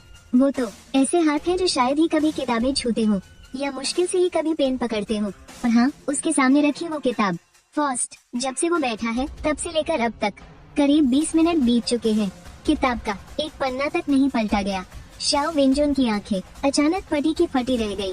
स्ट्राइक टीम, अलर्ट हो जाओ। उसने वॉकी टॉकी उठाया। उसकी आवाज बेहद सर्द थी। दूसरी मंजिल के सोशल साइंस रीडिंग एरिया में के 17 सीट वाले टारगेट को लॉक करो। अगर वो जरा भी चालाकी करे तो मैं तुम्हें ऑर्डर देती हूँ, उसे वहीं ढेर कर दो। ठीक उसी पल सीसीटीवी फुटेज में चियान वेंबो नाम का वो आदमी जैसे कुछ भाग गया हो। उसने किताब बंद की और अपनी जगह से खड़ा हो गया। उसने अपना चश्मा सेट किया, अपनी घड़ी देखी और फिर उसने अपने कदम बढ़ाए। बिना किसी जल्दबाजी के वो सीढ़ियों की तरफ चल दिया। उसके जाने की दिशा तीसरी मंजिल ही थी। पूरे कंट्रोल रूम में सबने अपनी सांसें रोक ली थी। आखिरकार मछली अब कांटे में फंसने ही वाली थी। चियान वेंबो के कदम बहुत सधे हुए थे। उसका अंदाज बहुत रिलैक्स था, जैसे वो बस एक आम पाठक हो जो पढ़ते पढ़ते थक गया हो और माहौल बदलने के लिए ऊपर जा रहा हो। वो एक एक कदम चढ़ते हुए सीढ़ियों पर गया और उसकी परछाई दूसरी से तीसरी मंजिल के मोड़ पर गायब हो गई। अगले ही पल तीसरी मंजिल की सीढ़ियों वाली सीसीटीवी फुटेज में और नजर आ गया। वह तीसरी मंजिल पर पहुंच चुका था। ये सी जोन था, रीडिंग रूम और लॉकर एरिया के बीच की जगह। जगह खाली करवाने के हमारे प्लान के हिसाब से यहाँ अभी कोई नहीं होना चाहिए था। चियान वेंबो अपनी जगह पर खड़ा रहा और उसने चारों तरफ देखा। उसकी निगाहों ने उस सूने गलियारे का एक चक्कर लगाया। उसके चेहरे पर अभी भी वही एक शरीफ और शांत स्कॉलर वाले भाव थे, लेकिन उसकी नजरें किसी चील की तरह तेज थी। वह आसपास का जायजा ले रहा था, ये पक्का करने के लिए कि कहीं ये कोई जाल तो नहीं है। कंट्रोल रूम में शमशान जैसी शांति छाई हुई थी। सबने अपनी मुठियां कस ली थी, इस डर से कि जरा सी भी आवाज हुई तो स्क्रीन पर दिख रहा वो आदमी चौकन्ना हो जाएगा। वक्त जैसे थम सा गया था। हर एक सेकंड किसी सदी जितना लंबा लग रहा था। आखिरकार ऐसा लगा जैसे चियान वेंबो की तसल्ली हो गई। उसने अपने कदम बढ़ाए और सीधा उस एरिया के लॉकर की तरफ चल दिया। उसका निशाना एकदम साफ था, लॉकर नंबर 307। उसने अपनी जेब से एक चाबी निकाली। वो कोई आम लॉकर की चाबी नहीं थी, बल्कि एक पुराने डिजाइन वाली पीतल की चाबी थी। उसने वो चाबी लॉकर नंबर 307 के ताले में लगा दी। एक क्षण शियाओ वेंजोन की आवाज किसी पहाड़ के टूटने की तरह सबके कानों में गूंज उठी। उसकी बात पूरी होने से पहले ही उस खाली पड़े गलियारे के दोनों तरफ किताबों की अलमारियों के पीछे से और छत के वेंटिलेशन डक्ट से पलक झपकते ही 10-12 काले साए बाहर निकल आए। वो नेशनल सिक्योरिटी के टॉप सीक्रेट एजेंट्स थे। वो अंधेरे से निकले किसी भूत की तरह थे, एकदम खामोश लेकिन बिजली से भी तेज। एक खास तरह का इलेक्ट्रोमैग्नेटिक पल्स जाल ऊपर से गिरा और उसने चियान वेंबो को जकड़ लिया। कई काली और खौफनाक बंदूकों की नालें चारों तरफ से उसके सिर पर तन गई थी। ऑपरेशन शुरू होने से लेकर टारगेट को पूरी तरह काबू में करने तक इस पूरे काम में आधा सेकंड से भी कम का वक्त लगा। चियान वेंबो तो चाबी घुमाने तक का काम पूरा नहीं कर पाया था। उसके चेहरे के भाव सुनने पड़ गए थे। उस सीधे साधे स्कॉलर का वो नकाब इस पल पूरी तरह से टूटकर बिखर गया था। उसकी जगह ले ली थी एक गहरे सदमे ने, और पूरी तरह से टूट जाने के एहसास ने उसकी जगह ले ली थी एक गहरे सदमे ने और एक अजीब सी खौफनाक मुस्कान ने। हाँ, वो हंस रहा था। दर्जन भर बंदूकें उसके सिर पर तनी थी, फिर भी वो हंस रहा था। जियाओ वेंजोन और मैं अपनी टीम के साथ सीढ़ियों से तेजी से दौड़ते हुए आ चुके थे। चियान वेंबो, तुम गिरफ्तार हो, जियाओ वेंजोन ने अपनी बंदूक तानते हुए कहा और उसे घूरती रही। चियान वेंबो ने उसकी तरफ देखा तक नहीं। उसकी नजरें वहाँ मौजूद हर किसी को चीरती हुई सीधे मेरे चेहरे पर आकर टिक गई। उसकी आंखों में कुछ बहुत अजीब था। कोई गुस्सा नहीं था, कोई डर नहीं था, बस एक ऐसा भाव था जैसे कोई शिकारी अपने शिकार को देखकर मजे ले रहा हो। एक तारीफ भरी नजर। तो तुम वही कस्टम वाले हो ना? उसने बोलना शुरू किया। उसकी आवाज पहले जैसी शांत बिल्कुल नहीं थी, बहुत भारी और खुरदरी थी, जैसे लोहे के रगड़ने की आवाज हो। तो तुमने ही उस सोस्टोन की असलियत पहचानी है? मैंने कोई जवाब नहीं दिया, बस उसे घूरता रहा। कमाल है, उसने सिर हिलाते हुए कहा, जैसे वो मेरी तारीफ कर रहा हो। मुझे उम्मीद नहीं थी कि इस देश में उन गेटकीपर्स, उन पूरे लोगों के अलावा किसी और की नजरें भी इतनी तेज हो सकती है। लगता है आपके इंटेलिजेंस सिस्टम को अपडेट करने की जरूरत है। ले चलो इसे। जियाओ वेंजोन ने कड़कती आवाज में हुक्म दिया। स्पेशल फोर्स के 2 जवान तुरंत आगे बढ़े और उसे खास हथकड़ियां पहना दी। तलाशी लो। दूसरी टीम ने उसकी तलाशी लेना शुरू कर दिया और साथ ही उस 37 नंबर वाले लॉकर को भी खोला। लॉकर के अंदर सब खाली था, वहाँ कुछ भी नहीं था, और चियान वेनबो के पास से जो चीजें मिली वो भी बहुत ही मामूली थी। एक बटुआ जिसमें कुछ बैंक कार्ड और थोड़े से पैसे थे, एक बहुत ही पुराने मॉडल का नोकिया फोन जिसमें कोई स्मार्ट फीचर नहीं था, और जर्मन भाषा में लिखी हुई फर्स्ट की वो किताब। ना कोई हथियार, ना कोई जहर, ना कोई सीक्रेट कोड बुक। वो इतना साफ सुथरा था कि कहीं से भी कोई सीक्रेट एजेंट नहीं लग रहा था। ले चलो इसे पूछताछ वाले कमरे में। जियाओ वेंजुन ने हाथ से इशारा किया। चियान वेनबो को पकड़कर ले जाया जाने लगा। वो मेरे पास से गुजरा, तभी वो अचानक रुक गया। उसने अपना सिर घुमाया और मेरे कान के पास आकर उसने इतनी धीमी आवाज में कुछ कहा जिसे सिर्फ हम दोनों ही सुन सकते थे। उसने कहा, जब तुम किसी अंधेरी खाई में झांकते हो तो वो खाई भी तुम्हें घूर रही होती है। असली दुनिया में तुम्हारा स्वागत है। इतना कहकर वो मुस्कुराया और स्पेशल फोर्स के धक्के खाते हुए आगे बढ़ने लगा। मेरी पीठ पल भर में ही ठंडे पसीने से भीग गई। वो आगे बढ़ता रहा और मेरी पीठ पसीने से तरबतर हो गई। हड्डियों को कंपा देने वाली एक ठंडक पैरों के तलवों से होकर सीधे मेरे दिमाग तक दौड़ गई। यह आदमी जानता था कि मैं यहाँ हूँ। वो यहाँ किसी से मिलने नहीं आया था। जिस पल उसने लाइब्रेरी में कदम रखा था उसका निशाना शायद मैं ही था। यह एक जाल था, खास मेरे लिए बिछाया गया, मौत का जाल। बचो। मुझे अचानक होश आया और मैं फोर्स के जवानों पर जोर से चिल्लाया, लेकिन तब तक बहुत देर हो चुकी थी। जैसे ही चियान वेनबो को लिफ्ट के अंदर धकेला जाने वाला था, उसकी गर्दन इतने खौफनाक तरीके से घूमी जो किसी इंसान के लिए नामुमकिन था। एक जोर का झटका और फिर कड़क हड्डियां टूटने की एक भयानक आवाज गूंजी। उसने खुद अपनी ही गर्दन तोड़ ली थी। उसका शरीर बेजान होकर जमीन पर गिर पड़ा और उसके चेहरे पर अब भी वो अजीब सी किसी विजेता जैसी मुस्कान चिपकी थी। ये सब कुछ पलक झपकते ही हो गया। अचानक हुए इस खौफनाक नजारे से वहाँ मौजूद हर इंसान सन रह गया। वो मर गया, हमारा इकलौता सुराग, हम सबके सामने ही उसने अपनी जान दे दी, और वो भी इतने खौफनाक और नामुमकिन से तरीके से। वहाँ का पूरा नजारा शमशान जैसी शांति में बदल गया। नहीं, शियाओ वेंजुन का चेहरा चियान वेनबो की लाश देखकर सफेद पड़ गया। जल्दी उस किताब की तलाशी लो। मुझे अचानक कुछ याद आया और मैं भागकर वहाँ पहुँचा। सबूतों वाले बैग से मैंने वो किताब निकाली। फर्स्ट, मैं पागलों की तरह उसके पन्ने पलटने लगा। किताब के पन्नों में कोई खुफिया जगह नहीं थी, कोई निशान भी नहीं था। वो बस एक आम छपी हुई किताब लग रही थी। लेकिन जैसे ही मैं आखिरी पन्ने पर पहुंचा, मेरी आंखें हैरानी से फटी रह गई। कॉपीराइट वाले पन्ने पर सबसे नीचे, पब्लिश होने की तारीख के ठीक नीचे, पेंसिल से लिखी एक लाइन थी। एक बेहद हल्की सी लिखावट जिसे लगभग मिटा दिया गया था। कुछ धुंधले से नंबर थे। वो कोई पेज नंबर नहीं थे, न ही कोई कोड था, बल्कि वो एक जगह के कोऑर्डिनेट थे। उत्तरी अक्षांश और पूर्वी देशांतर के भौगोलिक निर्देशांक। एक भौगोलिक निर्देशांक। उत्तरी अक्षांश x डिग्री, पूर्वी देशांतर y डिग्री। मैंने वो किताब उठाई फर्स्ट और उसे शियाओ वेंजुन को दिखाया। उसकी नजर उन नंबरों पर पड़ी। उसकी आंखें अचानक से खुल गईं। लोकेशन ट्रेस करो। वो झटके से पलटी और कंट्रोल रूम के टेक्नीशियनों पर चिल्लाई, तुरंत मुझे इन निर्देशांकों की लोकेशन दो। टेक टीम ने तेजी से काम शुरू कर दिया।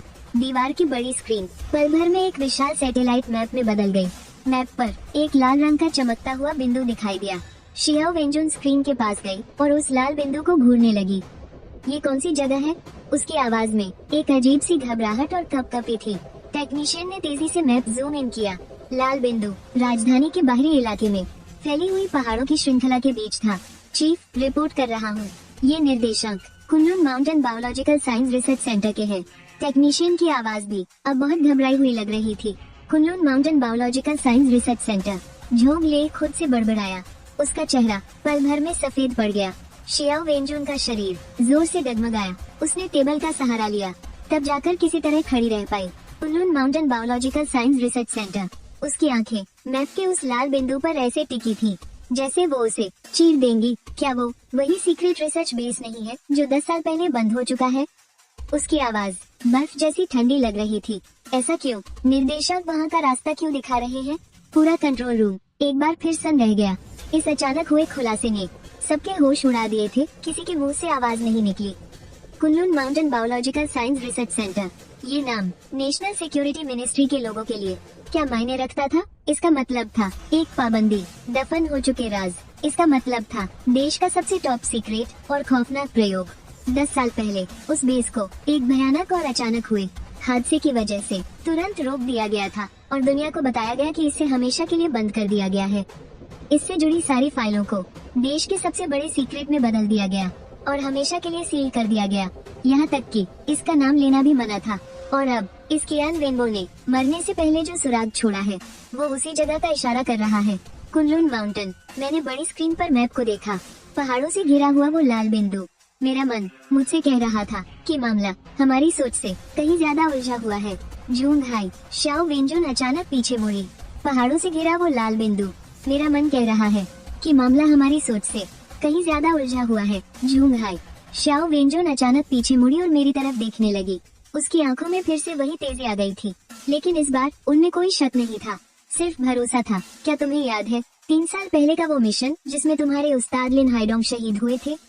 उस वक्त जो नया स्मगलिंग का माल पकड़ा गया था, उसके आने की जगह रिपोर्ट में क्या लिखी थी? मेरी धड़कन अचानक तेज हो गई। रिपोर्ट में जिक्र था कि वो माल विदेश के किसी खुफिया रास्ते से पकड़ा गया था, लेकिन अंदरूनी मीटिंग में उस्ताद लिन ने कहा था कि जो इक्का दुक्का सुराग उन्हें मिले थे, उनके मुताबिक उस माल की आखिरी मंजिल कुनलुन पहाड़ों के पास मौजूद एक खुफिया लैब की तरफ इशारा कर रही थी। मेरी बात खत्म होते ही शाओ वेंजुन के चेहरे का रंग पूरी तरह उड़ गया। उसने झटके से अपना वॉकी टॉकी उठाया। Headquarter, emergency report. मैं पेंशी टास्क फोर्स की लीडर शाओ वेंजुन बोल रही हूँ। तुरंत सबसे हाई लेवल का इमरजेंसी प्रोटोकॉल लागू करने की परमिशन चाहिए। टारगेट है Kunlun mountain biological science research centre. Qian Wengbo ने कोई आम लोकेशन नहीं छोड़ी है, उसने जो छोड़ा है वो पिंजरा का बॉक्स है। जल्दी करो, फॉरेन एयरफोर्स कमांड सेंटर से संपर्क करो। मुझे एक हेलीकॉप्टर चाहिए अभी, इसी वक्त, और साथ ही पास की स्पेशल ऑपरेशंस फोर्स को भी बुलाओ। कुनलुन माउंटेन रिसर्च सेंटर के आसपास का पूरा इलाका सील कर दो। किसी को भी अंदर या बाहर जाने की इजाजत नहीं है। इस सेंटर से जुड़ी सभी टॉप सीक्रेट फाइल्स तुरंत डिक्रिप्ट करो और मेरे सिक्योर टर्मिनल पर भेजो। जी मैम। कम्युनिकेशन चैनल पर एक घबराई हुई लेकिन तेज आवाज आई, पूरी नेशनल सिक्योरिटी मिनिस्ट्री में जैसे इस एक पल में आग सी लग गई थी। शाओ वेंजुन ने वॉकी टॉकी बंद किया और बेहद ठंडी नजरों से मुझे देखने लगी। जूंग हाई, शायद हम एक ऐसे भंवर में फंस गए हैं जिसकी हम कल्पना भी नहीं कर सकते। चियान वेंगबो की मौत कोई अंत नहीं है, बल्कि एक शुरुआत है। उसकी नजरें फिर से उस बड़ी स्क्रीन पर गईं, उस टिमटिमाते हुए लाल बिंदु पर। वहाँ ऐसा लग रहा था मानो कोई अनदेखी ताकत जाग रही हो। 10 मिनट बाद एक military helicopter national digital library की छत पर बने हेलीपैड पर उतरा। उसके पंखों की तेज आवाज कान फोड़ देने वाली थी। एक military helicopter national digital library की छत पर बने हेलीपैड पर उतरते हुए प्रोपेलर की जबरदस्त गड़गड़ाहट कान फाड़ देने वाली थी। मैं और शियाओ वेंजुन साथ में झोंक ले भी हेलीकॉप्टर में सवार हुए। केबिन का दरवाजा बंद हुआ और हेलीकॉप्टर जमीन से ऊपर उठा और सीधा बादलों को चीरता हुआ निकल गया। रात के अंधेरे में किसी विशाल लोहे के शिकारी पक्षी की तरह राजधानी के बाहरी इलाके कुनलुन पहाड़ियों की तरफ तेजी से बढ़ रहा था। रात की तेज हवाएं सनसना रही थी। मैं केबिन में बैठा नीचे पीछे छूटती हुई टिमटिमाती रोशनियों को देख रहा था, लेकिन मेरा दिल लगातार बैठता जा रहा था। मरने से ठीक पहले चियान वेंगबो के वो आखिरी शब्द मेरे कानों में गूंज रहे थे। जब तुम उस गहरी खाई की तरफ देखते हो तो वो खाई भी तुम्हें देख रही होती है। इस असली दुनिया में तुम्हारा स्वागत है। आखिर क्या छिपा है यहाँ? Kunlun mountain biological science research centre, वो ओरिजिनियम पत्थर और मेरे गुरुजी की मौत, इन सब बातों का आखिर आपस में क्या कनेक्शन है? मैंने एक गहरी सांस ली और अपनी मुठियां भींच ली। अब आगे चाहे जो भी हो, मुझे हर हाल में इस पूरे सच को पूरी तरह से बाहर निकालना ही होगा। हेलीकॉप्टर रात के अंधेरे में तेजी से उड़ता रहा। करीब 40 मिनट बाद हम Kunlun mountain biological science research centre के ठीक ऊपर थे। आसमान से नीचे देखने पर वो पहाड़ों से घिरी हुई एक बहुत बड़ी सी जगह लग रही थी। बीच में ग्रे रंग की कंक्रीट से बना एक किले जैसा ढांचा था और उसके चारों तरफ काफी ऊंची दीवारें थी जिन पर कटीले तार और सीसीटीवी कैमरे लगे हुए थे। ये पूरा बेस घने जंगलों और खतरनाक पहाड़ियों के बीच इस तरह छिपा हुआ था कि अगर किसी को इसके बारे में पक्का ना पता हो तो वो कभी सोच भी नहीं सकता कि यहाँ कुछ हो सकता है। हेलीकॉप्टर बेस के बाहर एक समतल जगह पर उतरा। नीचे कदम रखते ही पहाड़ों की नम और ठंडी हवा का झोंका सीधा मेरे चेहरे पर आकर लगा। जमीन पर स्पेशल फोर्सेस ने पहले से ही पूरा कंट्रोल कर रखा था। हथियारों से लैस सैकड़ों कमांडो एकदम भूतों की तरह बेस के चप्पे चप्पे पर घात लगाए बैठे थे। उनका कैप्टन करीब 40 साल का एक दुबला पतला सा आदमी था। उसका कोड नेम था ग्रे वुल्फ। वो तेज कदमों से शियाओ वेंजुन के सामने आया और एक दमदार सैल्यूट मारते हुए बोला, reporting chief Xiao. Wolf flank special task force ने प्लान के मुताबिक अपनी पोजीशंस ले ली है। 1 किलोमीटर के दायरे में जितने भी संदिग्ध लोग थे सब कुछ साफ कर दिया गया है। बेस के अंदर फिलहाल कोई भी गड़बड़ी नहीं दिखी है। स्पेशल टास्क फोर्स ने प्लान के मुताबिक पोजीशंस ले ली हैं। 1 किलोमीटर के दायरे में सभी संदिग्ध निशानों को साफ कर दिया है। बेस के अंदर फिलहाल कोई गड़बड़ी नहीं मिली है। शियाओ वेंजोन ने सिर हिलाया। गुड, चलो चलते हैं। ग्रे वुल्फ हमें बेस के मेन गेट की तरफ ले जाने लगा। वो भारी भरकम लोहे का दरवाजा पूरी तरह से बंद था। उस पर इस कदर जंग लगा हुआ था जैसे पिछले 10 सालों से उसे किसी ने खोला ही ना हो। शियाओ वेंजोन ने अपना एनक्रिप्टेड डिवाइस बाहर निकाला। कुछ ही सेकंड बाद धातु का वो भारी दरवाजा एक भारी और गूंजती हुई गड़गड़ाहट के साथ आवाज करते हुए धीरे धीरे खुलने लगा। अंदर से एक ठंडी, सीलन भरी और फफूंदी की बदबू वाली हवा हमारे चेहरों पर अटक रही। अंदर एकदम भुप्पा अंधेरे वाला रास्ता था। उस रास्ते की गहराई में कुछ भी दिखाई नहीं दे रहा था, मानो वो किसी अनजान खाई की तरफ जा रहा हो। ग्रे वुल्फ ने 2 कमांडोज को आगे जाकर रास्ता चेक करने का इशारा किया। उन्होंने अपनी मशीन गन तानी और टैक्टिकल टॉर्च ऑन कर ली। रोशनी की 2 तेज किरणों ने उस घने अंधेरे को चीर कर रख दिया और रास्ते के अंदर का नजारा रोशन हो गया। अंदर कोई भी नहीं था, बस दीवारों पर पुराने और फीके पड़ चुके अंदर आना सख्त मना है के चेतावनी वाले बोर्ड लगे थे। चलो अंदर, शियाओ वेंजोन ने हाथ से इशारा किया और हम सभी एक एक करके अंदर घुस गए। बेस के अंदर का हिस्सा बाहर से दिखने के मुकाबले कहीं ज्यादा बड़ा था। रास्ते के दोनों तरफ लैब के कई सारे बंद दरवाजे थे और उन दरवाजों पर ढेर सारी चेतावनियां लिखी हुई थी, जैसे कि बायोलॉजिकल खतरा, बेहद खतरनाक एक्सपेरिमेंट और बिना इजाजत पास आना मना है। 10 साल से वीरान पड़े रहने की वजह से यहाँ हर तरफ सड़न और बर्बादी की महक फैली थी। दीवारों और पाइपों पर धूल की मोटी परत जमी हुई थी, यहाँ तक कि जमीन पर भी खाई हो गई थी। Sir, report. एक कमांडो अचानक अपने कदम रोकते हुए बोला और उसने बाई तरफ के एक दरवाजे की ओर इशारा किया। इस दरवाजे पर इसे तोड़ने के निशान हैं। शियाओ वेंजोन तुरंत भागकर आगे गया। वो दरवाजा बाकी दरवाजों के मुकाबले थोड़ा नया लग रहा था और उसके ताले वाली जगह पर तोड़ फोड़ के साफ निशान थे। ग्रे वुल्फ ने कमांडोज को दरवाजा तोड़ने का इशारा किया। धड़ाम, एक जोरदार धमाके के साथ उस दरवाजे को जोर से तोड़ दिया गया। अंदर एक बहुत बड़ी लैब थी। लैब के एकदम बीचों बीच धातु का एक विशाल चेम्बर चुपचाप वहाँ रखा हुआ था।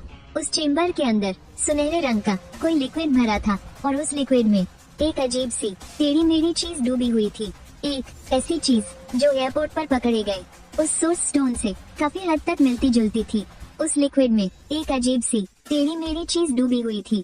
एक ऐसी चीज जो एयरपोर्ट पर पकड़े गए उस सोर्स स्टोन से काफी हद तक मिलती जुलती थी, लेकिन इस चेम्बर के अंदर मौजूद वो सोर्स स्टोन साइज में कहीं ज्यादा बड़ा था। वो करीब एक इंसान के आधे कद जितना ऊंचा था। वो किसी बड़े और भद्दे से ट्यूमर जैसा लग रहा था जो उस सुनहरे लिक्विड में चुपचाप तैर रहा था और उसकी चारों तरफ अनगिनत तारों और पाइपों का जाल बिछा हुआ था और ये सभी अंत में एक विशाल कंट्रोल पैनल से जाकर जुड़ रहे थे। उस पैनल की स्क्रीन से एक हल्की हल्की हरी रोशनी निकल रही थी जिस पर कई तरह के उलझे हुए जैविक डेटा और ऊर्जा के स्तर दिखाई दे रहे थे। हे भगवान, ये सब क्या है? जोंग ली ने अपने सामने का नजारा देखते हुए कहा। घबराहट से उसका गला सूख रहा था। सोर्स स्टोन, ये तो जिंदा है। मेरी आंखें उस लैब के टैंक में रखे विशाल सोर्स स्टोन पर ही टिकी रह गई। वो कोई बेजान पत्थर नहीं था। उसकी सतह बेहद धीमी गति से अजीब तरह से हिल डुल रही थी, मानो वो सांस ले रहा हो। कांगलांग, जियो वेंजोन के चेहरे का रंग पूरी तरह उड़ गया। इस लैब को तुरंत सील कर दो, कोई भी इसके पास नहीं पिटकेगा। आसपास की हवा और पानी की तुरंत जांच करो, मिट्टी का भी सैंपल लो। मुझे अभी जानना है कि कहीं यहाँ कोई जैविक खतरा तो नहीं फैल रहा। कांगलांग ने तुरंत आदेश दिया। कमांडोज ने तेजी से इलाके की घेराबंदी कर दी और बायो टेस्टिंग टीम तुरंत अपनी प्रोटेक्टिव सूट पहनकर जांच के लिए लैब में घुस गई। जियो वेंजोन कंट्रोल पैनल के पास गई और उसके हाथ तेजी से कीबोर्ड पर चलने लगे। उसने अपने सुरक्षित डिवाइस को उस पैनल से जोड़ दिया और ढेर सारा खुफिया डेटा ट्रांसफर होने लगा। चीफ, एक टेक्नीशियन अचानक जोर से चिल्लाया। जांच की रिपोर्ट आ गई है। हवा, पानी और मिट्टी सब कुछ नॉर्मल है, लेकिन उसने अपने हाथ की मशीन की तरफ इशारा किया। इस लैब के अंदर ऊर्जा का स्तर बहुत खतरनाक तरीके से बढ़ रहा है। ये बिल्कुल किसी बेहद ताकतवर परमाणु भट्टी जैसा है जो लगातार ऊर्जा पैदा कर रहा है। परमाणु भट्टी, सोर्स स्टोन एक परमाणु भट्टी जितनी ऊर्जा कैसे निकाल सकता है? ये नामुमकिन है। जियो वेंजोन झटके से कंट्रोल पैनल के सामने खड़ी हो गई। सोर्स स्टोन एक परमाणु भट्टी जितनी ऊर्जा कैसे निकाल सकता है? ये नामुमकिन है। जियो वेंजोन झटके से कंट्रोल पैनल के सामने खड़ी हो गई। उसकी नजरें एक बार फिर उस विशाल टैंक पर जाकर टिक गई। उसकी आंखों में एक गहरी चिंता साफ झलक रही थी। कियान वेंबो का असली मकसद यही था। उसकी आवाज बहुत धीमी थी। वो उन 3 छोटे टुकड़ों को चुराने नहीं आया था सोर्स स्टोन के, वो तो यहाँ इस विशाल पत्थर को जगाने आया था। मेरा दिमाग पल भर के लिए सुनना पड़ गया। जगाने, इस इतने बड़े और जिंदा परमाणु भट्टी जैसी ताकत रखने वाले सोर्स स्टोन को जगाने, आखिर ये भला क्या है। और तभी जियो वेंजोन के खुफिया डिवाइस पर अचानक बीप बीप बीप की तेज अलार्म बज उठी।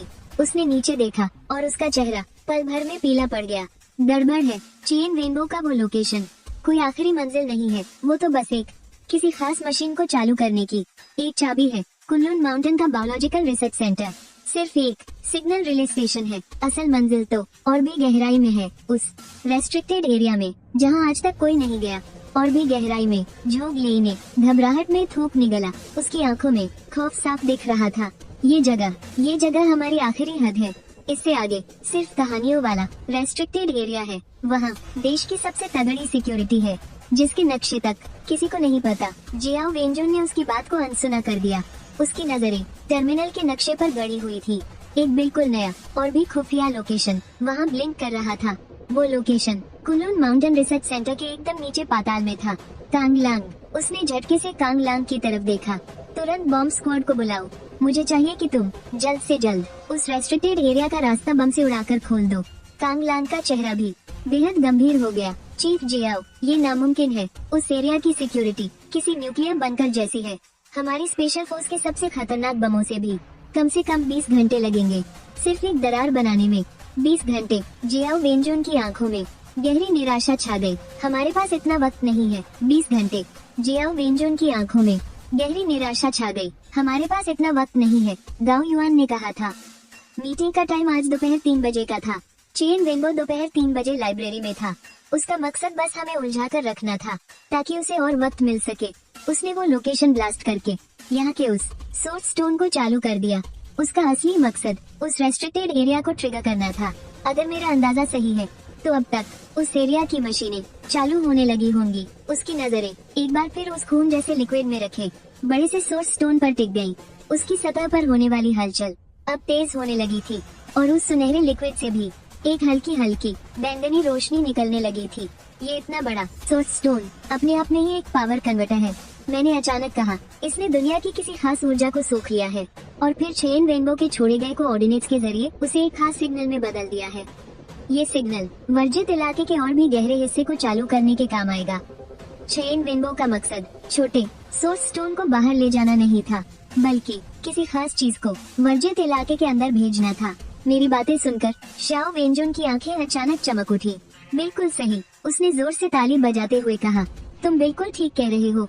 वर्जित इलाके के अंदर सुना है कि वहाँ एक रहस्यमयी चीज छुपी है जो अंतरिक्ष से आई थी और जिसे हमारे देश ने बहुत पहले खोजा था। उस चीज को टॉप सीक्रेट लेवल पर गॉड सीक्रेट पिन का नाम दिया गया था उस वक्त, क्योंकि हम उसे समझ नहीं पा रहे थे। इसीलिए Kunlun mountain biological research centre बनाया गया था ताकि उस पर छुपकर रिसर्च की जा सके। बाद में क्योंकि रिसर्च के दौरान कुछ ऐसा हादसा हुआ जिसे हम रोक नहीं पाए, इसीलिए मजबूरी में उसे बंद करना पड़ा।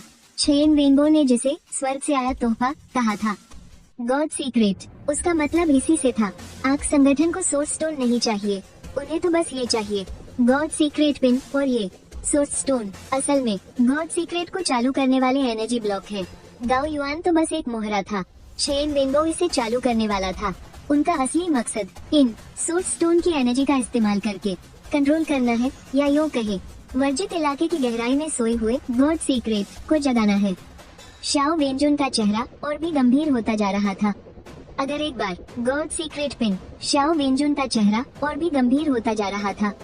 अगर एक बार गॉड सीक्रेट जाग गया तो उसके नतीजे हम सोच भी नहीं सकते।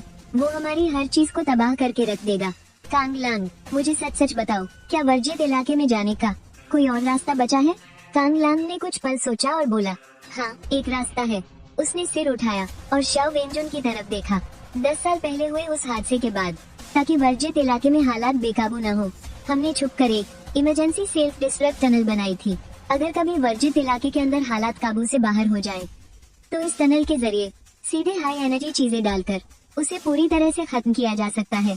लेकिन ये टनल सिर्फ वन वे है, जो भी अंदर जाएगा तो कभी वापस बाहर नहीं आ पाएंगे। और रास्ते के अंदर हर तरह के अजीबोगरीब जाल और जानलेवा फंदे बिछे हुए हैं। हमने कभी इसका असली टेस्ट नहीं किया है और आज तक कोई भी सच में वहाँ से नहीं गुजरा है। शाओ वेंजुन की आंखों में अचानक एक दृढ़ निश्चय आ गया। मुझे वहाँ ले चलो। कैप्टन शाओ, कैंग लैंग और झोंगले एक साथ चिल्ला उठे। आप नहीं जा सकती। आप टास्क फोर्स की लीडर हैं। आप ये खतरा मोल नहीं ले सकती। उस निषिद्ध क्षेत्र के अंदर हालात का कुछ पता नहीं है, वहाँ बहुत बड़ा खतरा है। मैं लीडर हूँ, शाओ वेंजुन ने कड़कती आवाज में कहा। यहाँ सबसे बड़ा अधिकार सिर्फ मेरा है। सिर्फ मैं ही सारे अलार्म और सुरक्षा इंतजामों को बंद कर सकती हूँ। सिर्फ मैं ही तुम लोगों को अंदर ले जा सकती हूँ। जूंग हाई, उसने अचानक मेरी तरफ देखा। तुम मेरे साथ चलोगे? मुझे तुम्हारी सूझबूझ की जरूरत है। मुझे तुम्हारी नजरों की जरूरत है। मैंने बिना झिझके कहा, ठीक है। मेरा जवाब एकदम पक्का और अटल था। मैं समझ गया था कि अब ये सिर्फ मेरी बात नहीं रह गई है, ये देश के लिए, हमारे कौम के लिए, हम सबकी सुरक्षा के लिए है। कैंग लैंग की आंखों में एक पल के लिए इज्जत झलक उठी। उसने और कुछ नहीं कहा। वो मुड़ा और हमें लेकर बेस के अंदर एक और खुफिया जगह की तरफ जाने लगा। वहाँ एक दरवाजा था जो दिखने में आम दीवार जैसा ही लग रहा था, एक मजबूत धातु का दरवाजा। लेकिन शाओ वेंजुन के सिक्योर टर्मिनल से कुछ टाइप करते ही वो धातु का दरवाजा एक बार फिर धीरे धीरे खुल गया। अंदर पहले से भी कहीं ज्यादा गहरा और घुप अंधेरे वाला बेहद सर्द रास्ता था। उस रास्ते के मुहाने पर ही लाल रंग का एक चेतावनी वाला बोर्ड लगा था, जिस पर सिर्फ इतना लिखा था, जिंदों का आना मना है। मैंने एक गहरी सांस ली और सिर उठाकर शाओ वेंजुन को देखा। उसका चेहरा बिल्कुल शांत था। चलो, वो सबसे पहले उस निषिद्ध क्षेत्र की तरफ जाने वाले कभी न लौटने वाले रास्ते पर चल पड़ी। मैं ठीक उसके पीछे था। झोंगले और कैंग लैंग बाकी कमांडोज को लेकर रास्ते के मुहाने पर ही रुक गए। याद रखना, रास्ते के बंद होने से पहले शाओ वेंजुन की आवाज अंदर से गूंजी, चाहे जो हो जाए, मेरे आदेश के बिना कोई भी इस निषिद्ध क्षेत्र के पास भटकने की भी कोशिश नहीं करेगा। जो भी नियम तोड़ेगा, देखते ही गोली मार दो। धातु के वो भारी दरवाजे हमारे पीछे धीरे धीरे बंद हो गए। हम पूरी तरह से इस अनजान अंधेरे में दुनिया से कट चुके थे।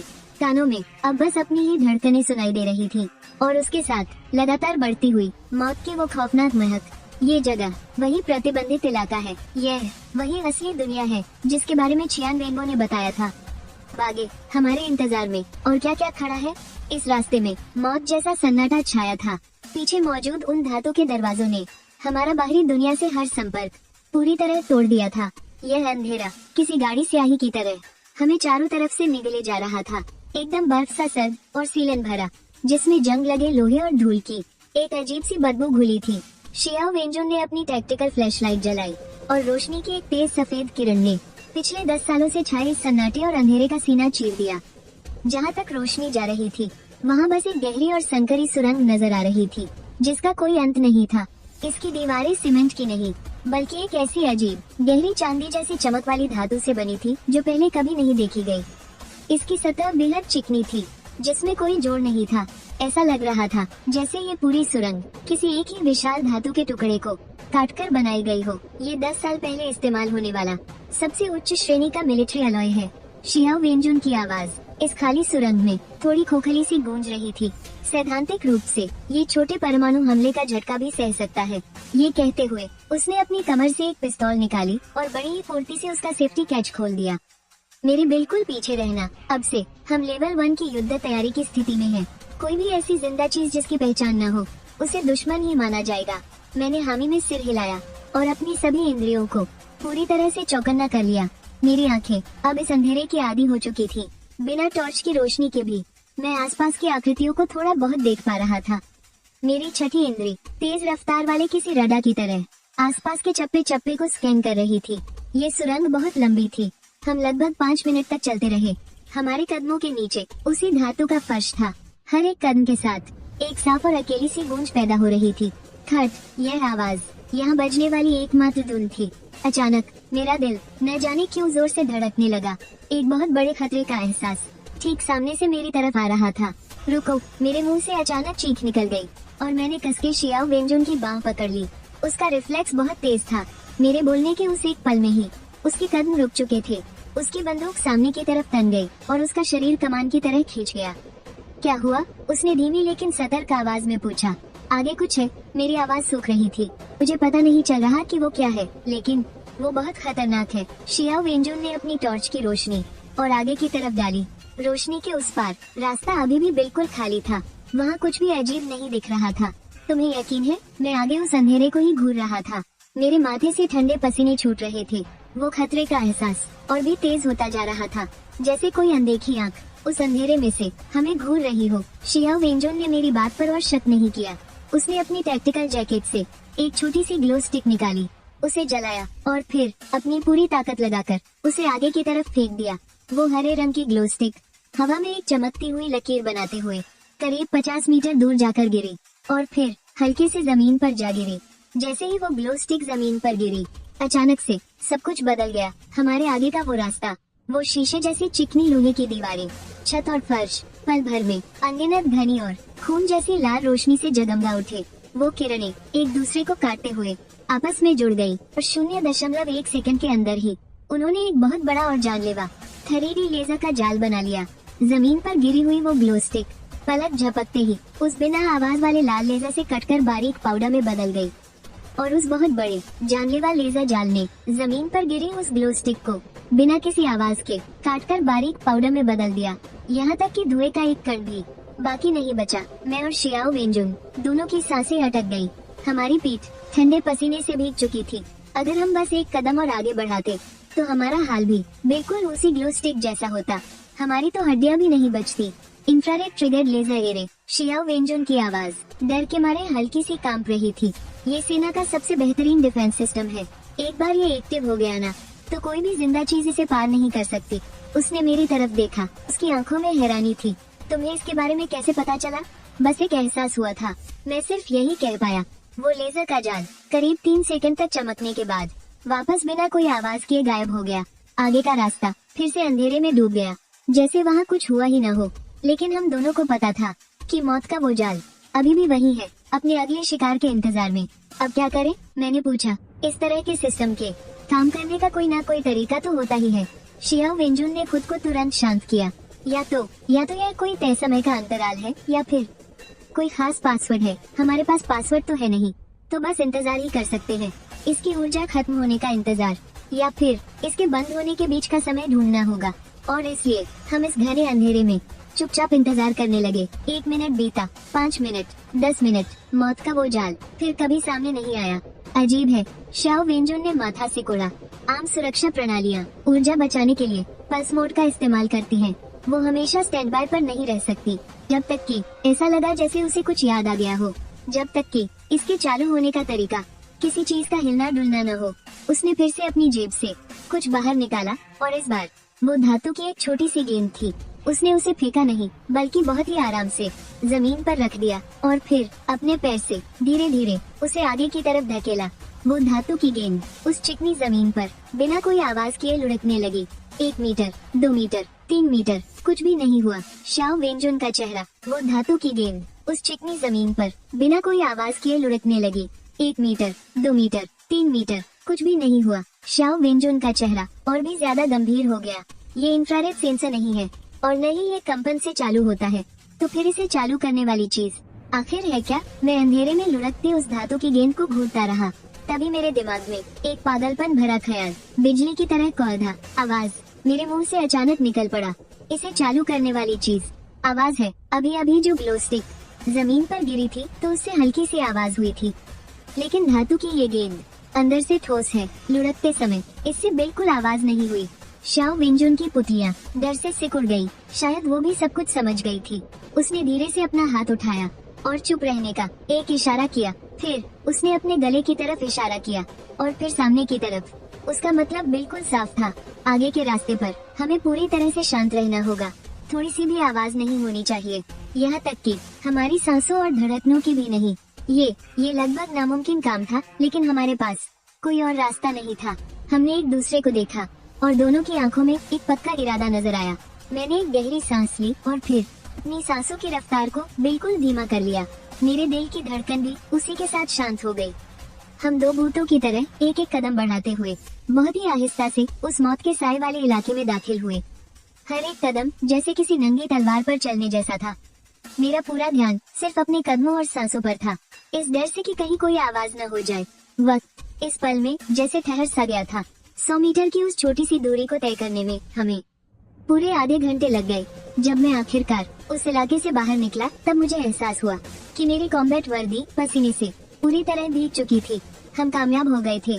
हम साक्षात मौत के मुंह से बचकर निकल आए थे। जिंदा बचने की वो राहत अभी हम महसूस ही कर रहे थे कि हमारे सामने वाले रास्ते के आखिर में एक दरवाजा नजर आया। एक आधा खुला हुआ अलॉय का दरवाजा। दरवाजे की दरार से एक हल्की सी हमारे सामने वाले रास्ते के आखिर में एक दरवाजा नजर आया। एक आधा खुला हुआ अलॉय का दरवाजा। दरवाजे की दरार से एक हल्की और बेजान सफेद रोशनी बाहर आ रही थी और उसी वक्त एक बहुत तेज उल्टी ला देने वाली खून की बदबू उस दरार से बाहर आने लगी। शियाओ वेंजून और मैंने एक दूसरे को देखा। उसने एक टैक्टिकल इशारा किया। वो आगे से हमला करेगी और मैं उसे कवर दूंगा। हम दोनों दाएं बाएं दीवार से सटकर धीरे धीरे उस दरवाजे के पास गए। मेरा दिल एक बार फिर हालत में आ गया था। शियाओ वेंजून ने जोर से एक लात मारी और दरवाजा खोल दिया। फिर वो कलाबाजी खाते हुए अंदर घुस गई। मैं भी उसके ठीक पीछे अंदर गया। मेरी बंदूक का निशाना कमरे की तरफ था, लेकिन जब हमने अंदर का नजारा देखा तो हम दोनों के दोनों पूरी तरह से सुन्न रह गए। यह एक बहुत बड़ा गोल आकार का सेंट्रल कंट्रोल रूम था। इसकी जगह एक बास्केटबॉल कोर्ट जितनी बड़ी थी। चारों तरफ की दीवारों पर अनगिनत बड़ी बड़ी स्क्रीन्स लगी हुई थी, लेकिन इस वक्त वो सारी स्क्रीन्स बिल्कुल काली पड़ी थी। कमरे के ठीक बीचों बीच एक वेदी जैसे ऊंचे चबूतरे पर बस एक इमरजेंसी लाइट जल रही थी, जो एक पीली और बहुत ही कमजोर सी रोशनी दे रही थी। पूरा कंट्रोल रूम तहस नहस हो चुका था। मेज और कुर्सियां उल्टी पड़ी थी और दस्तावेज जमीन पर हर तरफ बिखरे हुए थे। हर चीज पर धूल की एक बहुत मोटी परत जमी हुई थी। ऐसा लग रहा था मानो यहाँ का वक्त 10 साल पहले उस भयानक हादसे के पल में ही जम गया हो और खून की वो तेज बदबू उसी ऊंचे चबूतरे के नीचे से आ रही थी। वहाँ 10-12 लाशें पड़ी थी। उन्होंने सफेद रंग के रिसर्च वाले कपड़े पहने हुए थे, जो अब पूरी तरह सूखकर कंकाल बन चुके थे। लेकिन उनकी मौत का नजारा बेहद खौफनाक था। कुछ के मुंह, नाक और आंखों से खून बह रहा था, जैसे मरने से ठीक पहले उन्होंने कुछ बहुत ही खौफनाक देख लिया हो। और कुछ के शरीर बेहद अजीब और डरावने तरीके से मुड़े हुए थे। उनकी सारी हड्डियां चकनाचूर हो चुकी थी और कुछ के सीने को किसी बहुत ही धारदार हथियार से चीरकर एक बहुत बड़ा गड्ढा बना दिया गया था। उनका खून बहुत पहले ही सूखकर गहरा भूरा हो चुका था, जिसने उन्हें और उस ठंडे लोहे के फर्श को हमेशा हमेशा के लिए एक साथ चिपका दिया था। ये वही 10 साल पहले हुए उस भयानक हादसे की जगह थी। बिल्कुल धरती पर साक्षात नर्क जैसा नजारा, सब कुछ एक साथ चिपका हुआ। ये 10 साल पहले हुए उसी हादसे की असली जगह थी। बिल्कुल साक्षात नर्क का एक डरावना नजारा। ये सभी उस वक्त के कुनलुन माउंटेन प्रोजेक्ट के सबसे मुख्य रिसर्चर थे। शियाओ वेंजून की आवाज में एक दबी हुई सी घबराहट और कपकपी थी। वो धीरे धीरे उन लाशों की तरफ बढ़ने लगी। उसकी आंखों में बहुत गहरा दर्द और बेहद गुस्सा भरा हुआ था। मेरे गुरु प्रोफेसर वो झोगटियान, वो भी उस वक्त इस प्रोजेक्ट के इंचार्ज में से एक थे। हादसे के बाद उन्हें गायब हुए लोगों की लिस्ट में डाल दिया गया था। मुझे कभी यकीन नहीं हुआ कि वो ऐसी भयानक जगह पर मर सकते हैं। उसकी नजरें एक एक कंकाल को बहुत ही ध्यान से टटोल रही थी, जैसे वो किसी अपने को उस भीड़ में ढूंढ रही हो। मैंने उसे परेशान नहीं किया। मैं पूरी तरह से अलग था और इस बेहद अजीब से कंट्रोल रूम पर नजर रख रहा था। मेरा दिल कह रहा था कि ये जगह उस लेजर वाले रास्ते से भी कहीं ज्यादा खतरनाक है। यहाँ का खतरा कोई शारीरिक चोट पहुँचाने वाला नहीं है, बल्कि ये सीधे आपके दिमाग और रूह पर वार करने वाला एक बहुत ही भारी और दम घुटने वाला दबाव है। ऐसा लग रहा था जैसे हवा में ही यहाँ एक अनदेखी खौफनाक ऊर्जा फैली हुई है, जो हमारे दिमाग में झांक रही है, हमारे हौसले को खोखला कर रही है। मेरी नजर उस ऊंचे चबूतरे पर पड़ी। चबूतरे के बीचों बीच एक बहुत बड़ा गोल गड्ढा था। उस गड्ढे में कुछ भी नहीं था, लेकिन गड्ढे के किनारे पर मैंने कुछ अजीब से बैंगनी क्रिस्टल देखे, जो एयरपोर्ट पर पकड़े गए सोर्स स्टोन के अंदर की चमकती तारों के रंग से बिल्कुल मिलते जुलते थे। यही वो जगह है जहाँ ईश्वर का रहस्य रखा गया था। मैंने खुद से बड़बड़ाते हुए कहा, 10 साल पहले ये यहीं से गायब हुआ था। नहीं, वो गायब नहीं हुआ था। जियाओ वेंजून चलकर मेरे पास आई। उसके चेहरे की हवाएं उड़ी हुई थी। उसे आजाद कर दिया गया था। उसने उन रिसर्चर्स की लाशों की तरफ इशारा किया। इनके घावों को देखो, ये किसी हथियार के निशान नहीं लग रहे, बल्कि ऐसा लग रहा है जैसे किसी अनजान ऊर्जा ने इनके शरीर को अंदर से ही फाड़ दिया हो। वो एक कंकाल के पास गई और नीचे बैठ गई। वो कंकाल बेहद दर्दनाक हालत में था। उसके दोनों हाथ अपनी ही खोपड़ी को बुरी तरह जकड़े हुए थे, जैसे वो अपना ही सिर कुचल देना चाहता हो। वो बेहद दर्दनाक हालत में था। उसके दोनों हाथ अपनी ही खोपड़ी को बुरी तरह जकड़े हुए थे, जैसे वो अपना ही सिर कुचल देना चाहता हो। जियाओ वेंजुन को उसकी उंगलियों की हड्डियों के बीच एक चीज मिली। मुट्ठी में भींचकर बुरी तरह पिचक चुका एक काला वॉइस रिकॉर्डर। उसने झिझकते हुए उसका प्ले बटन दबाया। जज बिजली की एक तेज और चुभने वाली आवाज के बाद उस रिकॉर्डर से एक आदमी की आवाज आई, जो खौफ के मारे बुरी तरह चीख रहा था। नहीं, गाना बंद करो, इसे तुरंत रोको। इसकी आवाज जहरीली है, ये सीधे मेरे दिमाग में घुस रही है। है। इंसानों से परे उस खौफनाक चीख के बाद रिकॉर्डिंग अचानक बंद हो गई। मैंने और जियाओ वेंजुन ने सहमकर एक दूसरे को देखा। डर की एक सिहरन मेरी रीढ़ की हड्डी से लेकर सीधे सिर तक दौड़ गई। गाना, कैसा गाना? हम दोनों यहाँ खड़े हैं, लेकिन अपनी धड़कन के अलावा हमें तो कोई आवाज सुनाई नहीं दी। 1 मिनट कोई आवाज नहीं। मुझे अचानक एक बेहद खौफनाक बात का एहसास हुआ। जब से हम इस कंट्रोल रूम में आए हैं, यहाँ सन्नाटा कुछ ज्यादा ही है। अजीब सा सन्नाटा। न तो मशीनों के चलने की कोई आवाज है, न ही वेंटिलेशन सिस्टम की। यहाँ तक कि हमारे अपने कदमों की आहट भी जैसे इस मुर्दा शांति ने निगल ली है। ये जगह एक बिल्कुल खामोश जगह है। जना, जैसे ही मुझे इस बात का एहसास हुआ, मेरे दिमाग में अचानक एक भयानक दर्द उठा। लगा जैसे अनगिनत लोहे की सुइयां एक साथ मेरी कनपट्टियों में चुभो दी गई हो। एक अजीब सी, जिसे लफ्जों में बयां नहीं किया जा सकता, वैसी आवाज बिना किसी चेतावनी के सीधे मेरे दिमाग की गहराइयों में गूंजने लगी। वो ऐसी आवाज नहीं थी जो कानों से सुनी जाए। वो तो सीधा मेरे जहन पर हमला कर रही थी। वो जानकारी का एक ऐसा सैलाब था जो किसी बेतुकी पागलपन और नफरत से भरी धुन जैसा था, जैसे किसी दूसरी ही दुनिया के शैतान का गाना हो। जूंग हाय। मुझे शाओ वेंजुन की घबराई हुई चीख सुनाई दी, लेकिन मैं कुछ बोल नहीं पाया।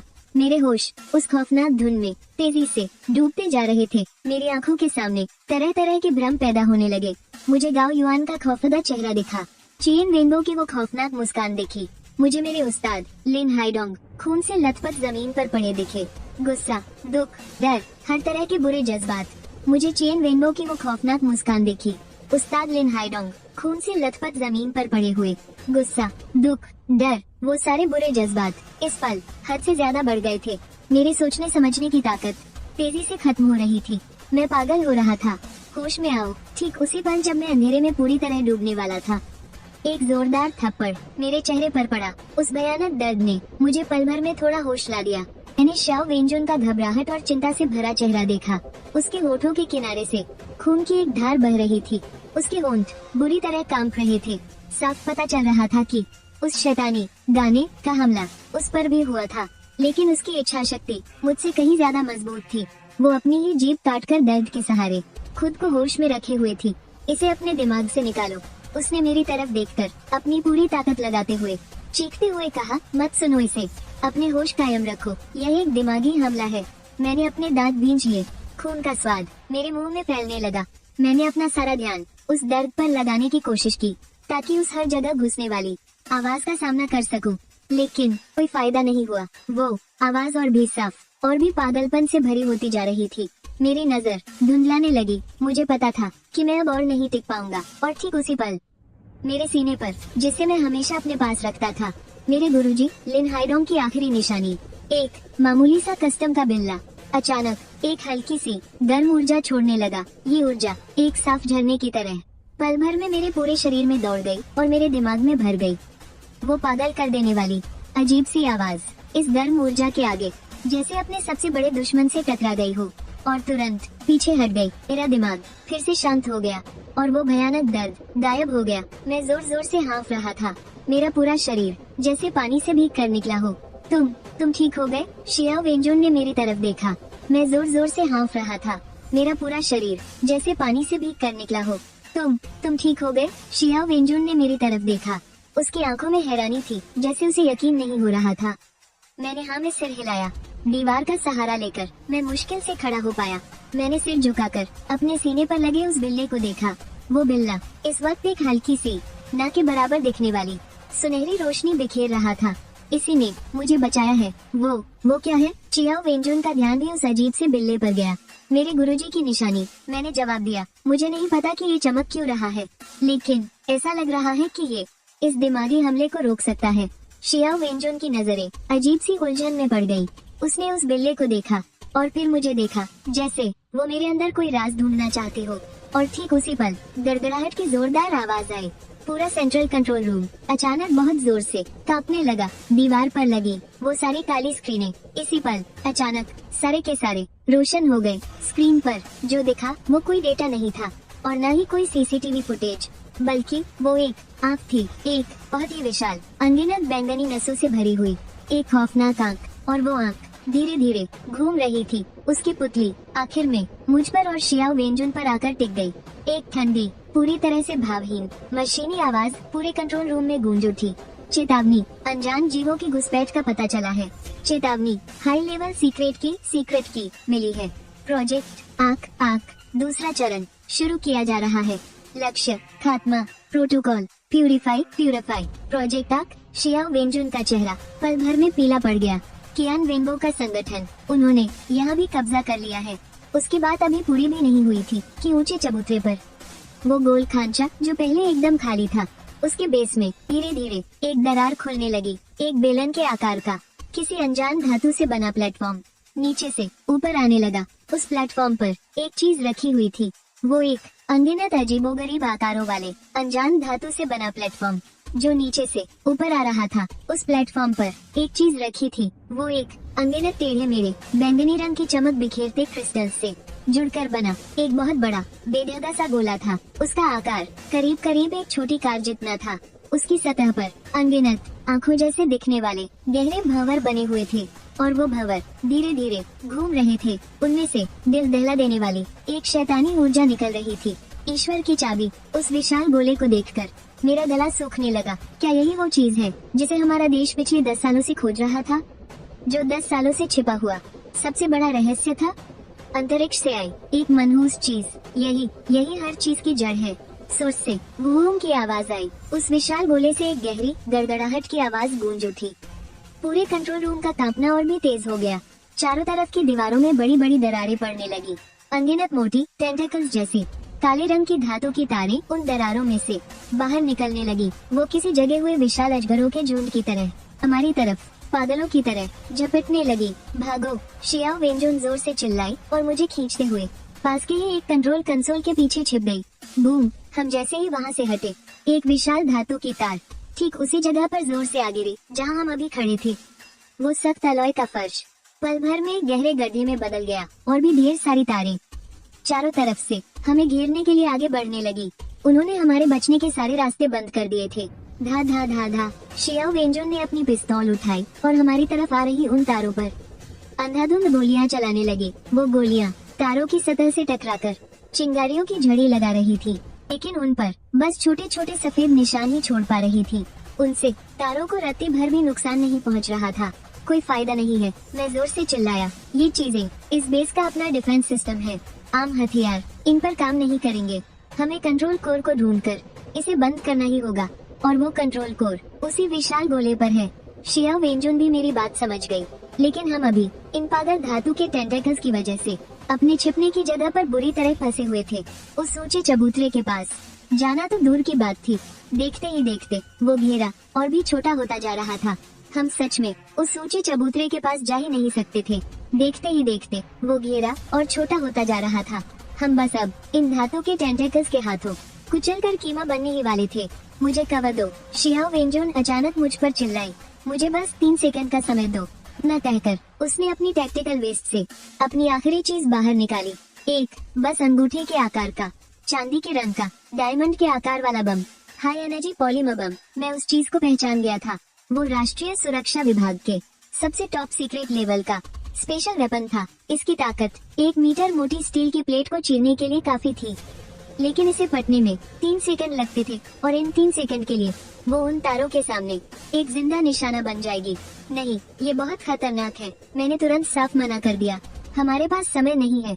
शियाओ वेंजुन की आंखों में एक अटूट जिद थी। यही हमारे बचने का इकलौता रास्ता है। उसने मुझे बहस करने का कोई मौका नहीं दिया और एक पलटी मारते हुए आड़ के पीछे से बाहर निकल गई। अभी मैंने पूरी ताकत से दहाड़ लगाई और बंदूक में बची सारी गोलियां एक साथ दाग दी। मेरा निशाना वो धातु के तार नहीं थे, बल्कि उनके ठीक ऊपर छत थी। गोलियां उन पुरानी तारों और पाइपों पर जा लगी और पल भर में ही वहाँ बिजली की चिंगारियों और भाप का गुबार फूट पड़ा। देखते ही देखते पूरा कंट्रोल रूम घने धुएं और आंखों को चौंधिया देने वाली रोशनी से भर गया। उन धातु के तारों की देखने की क्षमता कुछ पल के लिए अंधी हो गई। बस इन्हीं कुछ कीमती सेकंड्स में श्याओ वेंजन ऊंचे चबूतरे के नीचे पहुंच चुकी थी और उसने बम का बटन दबा दिया। फिर अपने शरीर की आखिरी बूंद तक की ताकत लगाकर उसे उस विशाल बैंगनी रंग के गोले की तरफ फेंक दिया। नीचे झुको, उसने मेरी तरफ देखते हुए अपनी आखिरी चीख निकाली और फिर उसका पूरा शरीर होश में आ चुके एक धातु के तार की जोरदार टक्कर से हवा में उछल गया। नहीं, मेरी आंखें फटी की फटी रह गई। मैं बेबसी से उसके शरीर को एक सूखे पत्ते की तरह दूर दीवार से टकराते और फिर बेजान होकर जमीन पर गिरते हुए देखता रह गया। वो जिंदा थी या नहीं पता नहीं, लेकिन वो चांदी के रंग का बम हवा में एक खौफनाक घुमाव लेते हुए, वो जिंदा थी या नहीं पता नहीं, लेकिन वो चांदी के रंग का बम हवा में एक खौफनाक घुमाव लेते हुए बिल्कुल सटीक निशाने पर उस विशाल गोले की सतह पर जा चिपका। ऐसा लगा जैसे वक्त उसी पल थम सा गया हो। 1 सेकंड, 2 सेकंड, 3 सेकंड, बूम, एक ऐसा धमाका जिसने कानों के पर्दे फाड़ कर रख दिए। मेरी आंखों के सामने पूरी दुनिया एक अंधी कर देने वाली सफेद रोशनी में बदल गई और उस खौफनाक झटके ने पल भर में ही पूरे कंट्रोल रूम को तहस नहस कर दिया। मुझे लगा जैसे किसी तेज रफ्तार ट्रेन ने मुझे सीधी टक्कर मार दी हो। मेरा शरीर हवा में बहुत ऊपर उछल गया और फिर जोर से जमीन पर जा गिरा। मेरे होश इस भयानक दर्द और गूंज के बीच तेजी से खोते जा रहे थे। पूरी तरह बेहोश होने से पहले मुझे ऐसा लगा जैसे मैंने देखा वो विशाल बैंगनी रंग का गोला जो धमाके के बिल्कुल बीचों बीच था, वो नष्ट नहीं हुआ था। बस उसकी सतह पर धमाके से एक दरार पड़ गई थी और उसमें से किसी गहरी खाई से भी ज्यादा काली और ब्रह्मांड से भी ज्यादा शुद्ध एक बैंगनी काली ऊर्जा उस दरार से धीरे धीरे बाहर बह रही थी। इस पूरी दुनिया का वो आखिरी नजारा वो एक आंख थी जो मेरी पूरी नजरों में छा गई थी। एक बहुत बड़ी आंख जिसकी पुतली में इंसानों जैसी एक झलक दिखाई दी, जैसे वो मेरा मजाक उड़ाते हुए हंस रही हो। और फिर सब कुछ अंधेरे में डूब गया। मुझे नहीं पता मैं कितनी देर तक बेहोश रहा, शायद 1 मिनट या शायद पूरी 1 सदी तक। मेरे होश एक चुभने वाली गूंज और भयानक दर्द के साथ जबरदस्ती मेरे शरीर में खींच लाए गए। मैं जाग गया था। पूरी दुनिया जैसे हिल रही थी। मेरा सिर ऐसे लग रहा था जैसे किसी ने भारी हथौड़ा मार दिया हो। दर्द से फटा जा रहा था और मेरे कानों में लगातार एक तेज सीटी बजने की आवाज गूंज रही थी। मैंने अपनी आंखें खोलने की कोशिश की। मेरे सामने सब कुछ धुंधला था। अनगिनत काले धब्बे मेरी नजरों के सामने पागलों की तरह नाच रहे थे। मुझे खून का स्वाद आ रहा था, एकदम नमकीन और कसला। वो मेरे माथे से बहकर मेरी आंखों पर जम गया था। मेरी नजरों के सामने पागलों की तरह नाच रहा था। मुझे खून का स्वाद आ रहा था, एकदम नमकीन और कसला। वो मेरे माथे से बहकर मेरी आंखों पर जम गया था। मैंने अपना हाथ उठाया, अपने चेहरे से खून पोंछना चाहा, लेकिन मुझे लगा कि मेरा हाथ शीशे की तरह भारी हो गया है। हर एक छोटी सी हरकत से मेरे पूरे शरीर की नसें खींच रही थी और जानलेवा दर्द हो रहा था। मैंने जमीन का सहारा लिया और संघर्ष करते हुए एक बार उठकर बैठना चाहा। कई बार मैं नाकाम रहा। आखिरकार एक पलटी हुई लोहे की चादर के सहारे मैंने मुश्किल से अपने आधे शरीर को उठाया। मेरी नजरें आखिरकार धीरे धीरे साफ होने लगी और फिर मैंने अपने सामने जो नजारा देखा वो एक जीता जागता नर्क था। ये शब्द एक बार फिर से मेरे दिमाग में बस एक ही नजारा घूम रहा था। पूरा कंट्रोल रूम अब पूरी तरह से मलबे में बदल चुका था। वो कंट्रोल पैनल जिसके पीछे हम छिपे थे, धमाके की लहर से उसके चिथड़े उड़ गए थे। छत से वो उलझे हुए भारी धातु के तार मरे हुए विशाल अजगरों की तरह बेजान होकर लटक रहे थे। उनके टूटे हुए सिरों से अब भी खतरनाक बिजली की चिंगारियां निकल रही थी। दीवारों पर लगी वो विशाल स्क्रीन पूरी तरह चकनाचूर होकर घने अंधेरे में डूब चुकी थी। हवा में बारूद की वो चुभने वाली गंध और किसी चीज के जलने की अजीब सी गंध फैली हुई थी। उस हाई एनर्जी पॉलीमर बम की ताकत मेरी सोच से कहीं ज्यादा भयानक थी। उसने यहाँ सब कुछ तबाह कर दिया था। मेरी नजरें उड़ती हुई धूल और धुएं को चीरते हुए उस ऊंचे चबूतरे पर जा टिकी। वो चबूतरा अब भी वही था और उस चबूतरे के ऊपर वो एक विशाल अजीब से आकार वाला बैंगनी गोला वो भी वही था। वो खामोशी से हवा में तैर रहा था और उसकी सतह पर एक खौफनाक दरार उभर आई थी, लेकिन वो नष्ट नहीं हुआ था। पहले उस दरार से जो बिल्कुल शुद्ध और गहरी बैंगनी काली ऊर्जा बह रही थी, वो अब पूरी तरह गायब हो चुकी थी। वो किसी खुले हुए पेंड्रा बॉक्स की तरह था जिसके अंदर की सारी तबाही बाहर आ चुकी थी और वो बॉक्स खुद अब मौत जैसी खामोशी में डूब गया था। मेरा दिल अचानक जोर से बैठ गया। शाओ वेंजुन, मुझे अचानक उसकी याद आई जो एक पल पहले मौत जैसी खामोशी में डूब गई थी। मेरा दिल अचानक जोर से बैठ गया। शाओ वेंजुन, मुझे अचानक उसकी याद आई, वो लड़की जिसे अभी एक पल पहले ही धातु के तारों ने हवा में जोर से उछाल दिया था। मैं पागलों की तरह उस मलबे में उसे ढूंढने लगा। शाओ वेंजुन, मैंने फटे हुए गले से उसका नाम पुकारा। मेरी आवाज उस खाली और मुर्दा कंट्रोल रूम में इतनी कमजोर लग रही थी, इतनी बेजान। शाओ वेंजुन, जवाब दो मुझे। किसी ने कोई जवाब नहीं दिया, बस मेरी ही गूंज उन ठंडी लोहे की दीवारों से टकराकर वापस आ रही थी। डर ने एक ठंडे और खौफनाक पंजे की तरह मेरे दिल को कसकर जकड़ लिया था। क्या वो मर गई मुझे बचाने के लिए, इस मिशन को पूरा करने के लिए? क्या वो मर गई? नहीं, मैं नहीं मान सकता। मैंने अपने पूरे शरीर का भयानक दर्द सहा और हाथ पैरों के बल मलबे के बीच रेंगने लगा। एक एक करके उन भारी लोहे के टुकड़ों को हटाने लगा। मेरी उंगलियां उनके नुकीले किनारों से कटकर लहूलुहान हो गई थी, लेकिन मुझे कोई दर्द महसूस नहीं हो रहा था। मेरे दिमाग में बस एक ही बात थी, उसे ढूंढना होगा, हर हाल में उसे ढूंढना होगा। जिंदा हो तो वो चाहिए, और अगर मर गई हो तो उसकी लाश। आखिरकार टूटे हुए सवा कैबिनेट्स के एक ढेर के पीछे वो मुझे मिल गई। वो वहाँ बिल्कुल शांत पड़ी थी। उसके शरीर पर धूल और मलबे की परत जमी थी। उसका चेहरा कागज की तरह सफेद पड़ चुका था, जैसे शरीर में खून ही न बचा हो। उसके होठों के किनारे से गाढ़ा लाल खून रिस रहा था। उसका कॉम्बैट सूट कई जगह से फट चुका था और खून से उसके कपड़े पूरी तरह भीग चुके थे। उसकी आंखें बंद थी, वो बिल्कुल भी हिलडुल नहीं रही थी। ऐसा लग रहा था जैसे उसकी सांसें रुक गई हो। मेरा दिमाग एकदम से सुनना पड़ गया और सब कुछ बिल्कुल खाली खाली सा लगने लगा। ऐसा लगा जैसे वक्त उसी पल थम सा गया हो। मैंने अपना हाथ बढ़ाया और कांपते हुए उसकी सांसें चेक करने लगा। बर्फ सा ठंडा, सब कुछ बिल्कुल ठंडा। मेरी तो जैसे पूरी दुनिया ही उजड़ गई। सब कुछ बिल्कुल ठंडा। मेरी दुनिया पल भर में तबाह हो गई। और जब मुझे लगने लगा कि अब सब खत्म हो चुका है, तभी मेरी उंगलियों को ऐसा लगा जैसे कोई बहुत ही हल्की, बहुत ही कमजोर सी हवा की छुअन महसूस हुई हो, जिसे महसूस करना भी मुश्किल था। बहुत ही कमजोर, लेकिन वो सच में थी। वो जिंदा थी। उसकी सांसें चल रही थी। एक अजीब सी खुशी किसी सैलाब की तरह उमड़ पड़ी, जिसने पल भर में मेरे सारे दर्द और निराशा को बहा दिया। मैंने बहुत ही प्यार और सावधानी से उसके ऊपर से मलबा हटाया और उसे उस मलबे के ढेर से अपनी बाहों में उठा लिया। उसका शरीर बहुत हल्का था और बहुत ठंडा भी। मैंने अपना कान उसके सीने पर रखा और मुझे सुनाई दी उसकी वो कमजोर लेकिन हार न मानने वाली धड़कन एक और बार धड़की, जैसे कोई मरती हुई तितली अपनी पूरी ताकत लगाकर अपने पंख फड़फड़ा रही हो। मैंने उसकी चोटों को देखा। चोटें बहुत गहरी थी। उसका बायां हाथ बहुत ही अजीब तरीके से मुड़ा हुआ था। साफ था कि हड्डी टूट चुकी है। उसकी पीठ पर चोट का एक बहुत बड़ा नीला निशान था। जरूर उसे बहुत जोरदार टक्कर लगी होगी।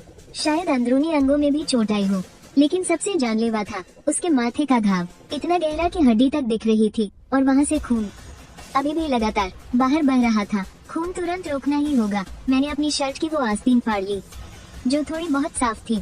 मैंने पूरी ताकत से उसके घाव को दबाए रखा, लेकिन कोई फायदा नहीं हुआ। खून कुछ ही पल में कपड़े के आर पार हो गया। अगर ऐसा ही चलता रहा तो ज्यादा खून बहने से वो मर जाएगी। मैं क्या करूं? यहाँ इलाज के लिए कोई सामान भी तो नहीं है। हम इस दुनिया से कटे हुए मनहूस जगह पर फंस गए हैं। खून बहने की वजह से उसका चेहरा पीला पड़ता जा रहा था और उसे देखकर मेरा कलेजा फटा जा रहा था। ठीक उसी वक्त मेरे सीने पर मेरे उस्ताद लिन हाइडोंग का वो कस्टम्स बैज एक बार फिर एक हल्की सी गर्म ऊर्जा देने लगा। मानो किसी अनजानी शक्ति के वश में आकर मैंने उस बैज को निकाला और उसे धीरे से शियाओ वेंजुन के माथे के घाव पर रख दिया। और फिर एक चमत्कार हुआ। वो ठंडा लोहे का बैज जैसे ही उसके घाव से लगा, अचानक उसमें से एक हल्की सुनहरी रोशनी निकलने लगी। एक बहुत ही हल्की और सुनहरी रोशनी। उस रोशनी ने मानो जिंदा होकर उसके घाव को चारों तरफ से घेर लिया। जो खून लगातार बहता जा रहा था, वो अचानक मेरी आंखों के सामने ही धीरे धीरे रुक गया। घाव के आसपास की चमड़ी यहाँ तक कि धीरे धीरे हिलने लगी और घाव भरने लगा। अपनी आंखों के सामने इस नामुमकिन से नजारे को देखकर मैं हक्का बक्का रह गया। आखिर ये बैज है क्या चीज? ये सिर्फ दिमागी हमलों से ही नहीं बचाता, बल्कि घाव भी भर सकता है। उस्ताद जी, आखिर आपने मेरे लिए कैसा अनसुलझा राज छोड़ा है? पर मेरे पास अभी ये सब सोचने का वक्त नहीं था। मुझे बस इतना पता था कि शियाओ वेंजुन की जान को अब फिलहाल कोई खतरा नहीं है। मैंने चैन की सांस ली और मेरा पूरा शरीर बेजान सा होकर जमीन पर बैठ गया। मौत के मुंह से बच निकलने की वो थकान किसी लहर की तरह मुझ पर हावी हो रही थी। मैं दीवार के सहारे टिका और जोर जोर से हांफने लगा। लेकिन ठीक उसी वक्त मेरी नजर कंट्रोल रूम की दूसरी तरफ पड़ी। वो जो 10 साल पहले ही मर चुके थे, उन रिसर्चर्स के कंकाल वो हिल रहे थे। वो कोई वहम नहीं था। मैंने अपनी आंखों से साफ साफ देखा। ऊंचे चबूतरे के पास बिखरे हुए वो 10-12 खौफनाक सफेद कंकाल वो बहुत ही धीरे धीरे और खौफनाक तरीके से हल्के हल्के कांप रहे थे, मानो कोई अनदेखी ताकत उन्हें मौत की गहरी नींद से जगा रहा था। मेरा खून पल भर में जम गया। अभी उन मेटल टेंटेकल्स का सामना करते हुए जितनी दहशत हुई थी, उससे भी कहीं ज्यादा भयानक सिहरन पैरों के तलवों से लेकर सीधे मेरे दिमाग तक दौड़ गई। मैंने बिना सोचे समझे बेहोश शियाओ वेंजुन को अपने पीछे कर लिया और अपनी बंदूक उठा ली। उन बदलते हुए कंकालों की तरफ टांग दी। लेकिन मेरे हाथ मेरे काबू में नहीं थे और बुरी तरह कांप रहे थे। ये मैं क्या देख रहा था? मैंने देखा वो जो सूखे हुए भूरे रंग के खून के धब्बे थे, वो इस पल अचरज की बात थी, वो फिर से ताज़ा होने लगे। इसी पल अचानक से वो फिर से जिंदा हो उठे। वो किसी छोटे छोटे बैंगनी और काले रंग के जहरीले सांपों की तरह फर्श से उठकर वापस उन कंकालों के शरीर में घुसने लगे। ये उस शेनजिमी की दरारों से रिसने वाली एक मनहूस ऊर्जा थी। ये खत्म नहीं हुई थी, बल्कि इसने नए शरीर ढूंढ लिए थे। हड्डियों के घिसने की एक अजीब सी चुभने वाली आवाज उस शांत कंट्रोल रूम में गूंजने लगी। जमीन पर पड़े उन कंकालों की वो हड्डियां जबरदस्ती एक साथ जुड़ने लगी। उनका ढांचा बन रहा था और वो धीरे धीरे खड़े हो रहे थे। नहीं, वो अपने आप खड़े नहीं हो रहे थे। उनके शरीर इंसान की बनावट के एकदम उलट किसी भयानक और टेढ़े मेढ़े आकार में उस बैंगनी और काली ऊर्जा के जरिए जबरदस्ती हवा में उठाए जा रहे थे। उनके जिस्म पर कुछ चीजें उगने लगी थी, कुछ अजीब सी बैंगनी रोशनी से चमकती हुई आर पार दिखने वाली क्रिस्टल जैसी चीजें किसी भूखी परजीवी बेल की तरह उनकी हड्डियों की दरारों से बाहर निकलने लगी और पागलों की तरह उनकी हड्डियों को निगलने लगी, उनके मांस और बचे कूचे कपड़ों को भी। और फिर एक खौफनाक रफ्तार से वो बढ़ने लगी, फैलने लगी। बस कुछ ही सेकंड में वो सारे कंकाल पूरी तरह से बदल चुके थे। वो अब इंसानों जैसे नहीं दिख रहे थे, बल्कि वो एक एक करके बैंगनी क्रिस्टल से बने अजीबोगरीब राक्षसों में बदल गए थे। उनके शरीर एक अजीब सी आधी पारदर्शी बनावट दिख रही थी। उस क्रिस्टल के खोल के आर पार भी देखा जा सकता था उसके अंदर धीरे धीरे बहती हुई बैंगनी काली ऊर्जा। उनके सिर पर कोई नाक नक्श नहीं थे, बस शीशे की तरह चिकनी एक सपाट क्रिस्टल की सतह थी। उनके पास कोई हथियार नहीं था, यहाँ तक कि वो कोई आवाज भी नहीं कर रहे थे। वो बस ऐसे ही खामोशी से अपनी जगह पर खड़े थे। दर्जन भर वो आंखें जो थी ही नहीं अपनी जगह पर खड़े थे। दर्जन भर वो आंखें जो थी ही नहीं एक साथ मेरी और शियाओ वेंजुन की तरफ मुड़ गई। उस पल मुझे लगा जैसे मेरी रूह बर्फ बन गई है। मेरे सामने अब कोई जाना पहचाना या समझ में आने वाला दुश्मन नहीं था, बल्कि वो कुछ ऐसा था जो इंसानी समझ से बिल्कुल परे था। एकदम शुद्ध किसी गहरी खाई जैसा खौफ। वो हमें देख रहे थे, वो हमें परख रहे थे, वो हमारा आकलन कर रहे थे। ये किसी भी पागलपन भरी चीख या हमले से कहीं ज्यादा निराशा पैदा करने वाला था। तभी मेरी बाहों में शियाओ वेंजुन ने दर्द से कराहते हुए आवाज निकाली। वो होश में आ गई थी। उसकी पलकें हल्की सी पड़पड़ाई और फिर धीरे धीरे उसने अपनी आंखें खोली। उसकी आंखों में शुरुआत में थोड़ा भटकाव और सुनापन था, लेकिन जैसे ही उसने सामने का नजारा साफ देखा, उसकी उन आंखों में जो हमेशा बर्फ जैसी शांत रहती थी, पहली बार एक ऐसा ना छुपने वाला खौफ देखा। वो क्या भला है? उसकी आवाज फटी हुई और कमजोर थी, हैरानी से भरी थी। हिलना मत। मैंने उठने के लिए तड़पते हुए उसके शरीर को दबाए रखा। ये डिवाइन की ऊर्जा है, इसने उन लाशों को संक्रमित कर दिया है। शियाओ वेंजुन का शरीर जोर से कांप उठा। वो भी साफ समझ गई थी कि इसका क्या मतलब है। प्रोजेक्ट आर्क दूसरा चरण। वो बड़बड़ाई, शुद्धिकरण, सफाया। तो ये है इनका शुद्धिकरण। ये इस जगह को उनका घोंसला बन गया। उसकी बातों से मेरे रोंगटे खड़े हो गए। घोंसला? क्या सच में ये क्रिस्टल के राक्षस ही आर्क संगठन की वो नई प्रजाति है जिन्हें वो बनाना चाहते थे?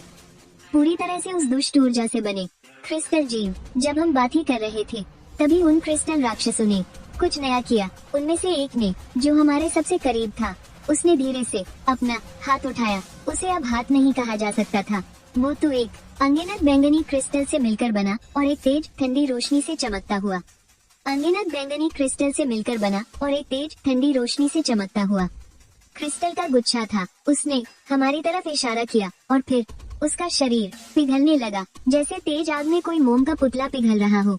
उसका शरीर बहुत तेजी से एक बैंगनी रंग के गाढ़े तरल पदार्थ में बदल गया और वो तरल फर्श पर बहुत तेजी से फैलने लगा, जैसे उसमें भी जान हो, और वो हमारी ही तरफ बहकर आ रहा था। उसका मकसद हम पर हमला करना नहीं था, बल्कि हमें बदलना था। वो हमें भी अपनी तरह राक्षसों में तब्दील करना चाहता था। जल्दी भागो, मेरे पास सोचने का समय नहीं था। मैंने कमजोर शाओ वेंजुन को अपनी पीठ पर उठाया और मुड़कर भागने लगा। मेरा दिमाग बहुत तेजी से दौड़ रहा था। एग्जिट 7 बंद हो चुका था।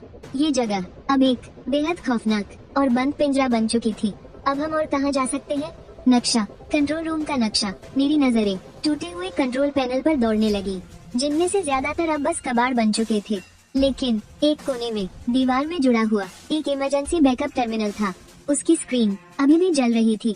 शाओ वेंजुन को पीठ पर लादे मैंने अपनी पूरी ताकत लगा दी और उसकी तरफ भागने लगा। मैंने उसे नीचे उतारा, एक हाथ में बंदूक थामकर पहरा देने लगा और दूसरे हाथ से उस धूल भरी टच स्क्रीन पर पागलों की तरह उंगलियां चलाने लगा ताकि बेस का नक्शा निकाल सकूं।